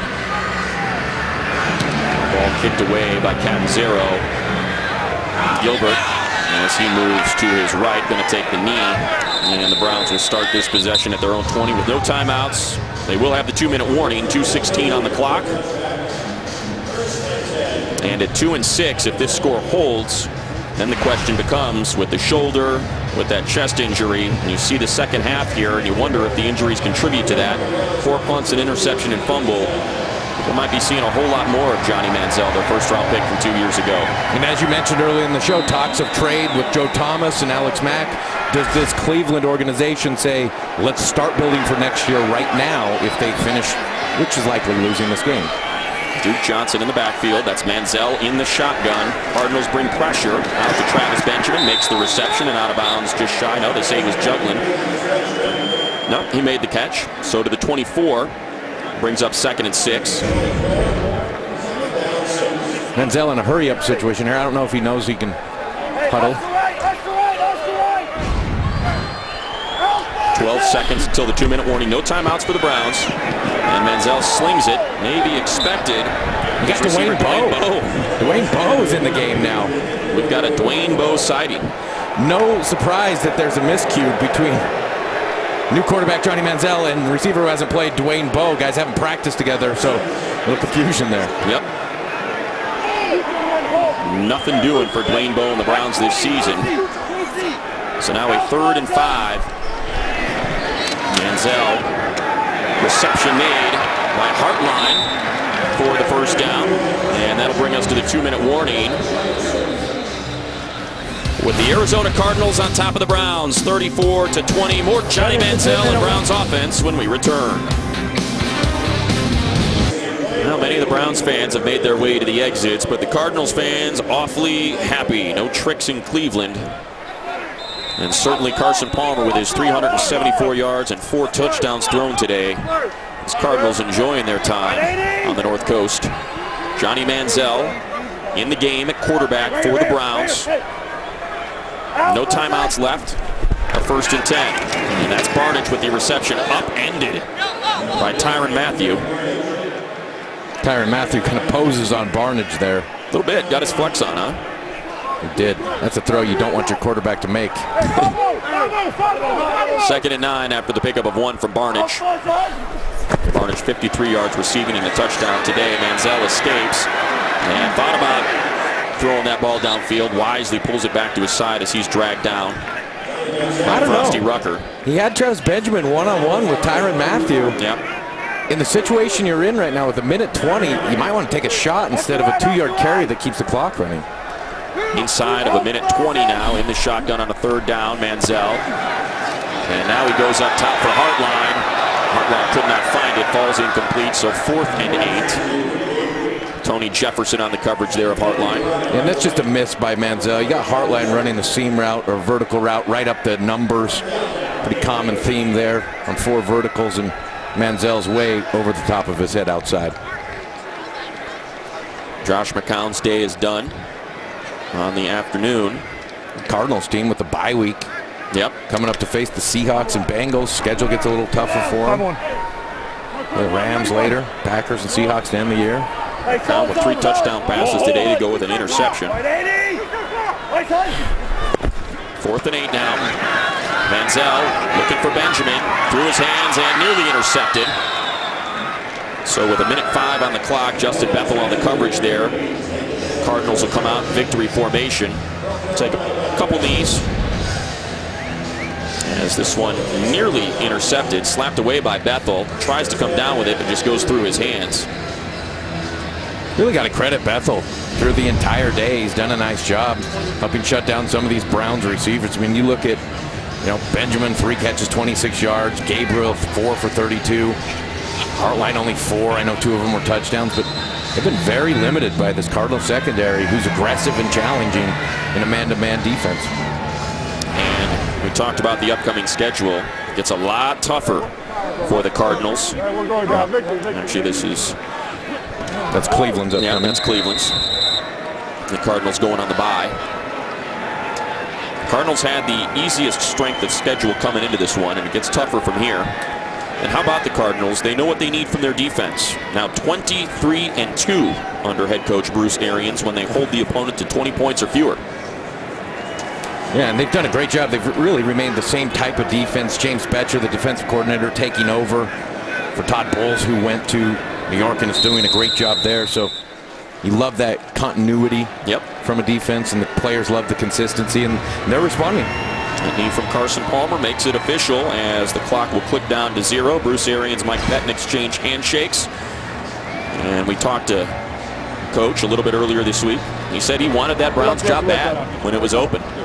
When he was shopping his wares to the Bears, to the Cardinals, to the Browns. Absolutely wanted to come back to Cleveland. I'm sure right now he believes that he probably could have done a job in Cleveland, but he's got to be happy with where he's at in Arizona. It just seems like the perfect fit. Certainly. Well, that's going to do it for us here. 34-20, Arizona defeats Cleveland. Let's get back to L.A. with Kurt Menefee and our State Farm Game Break Show.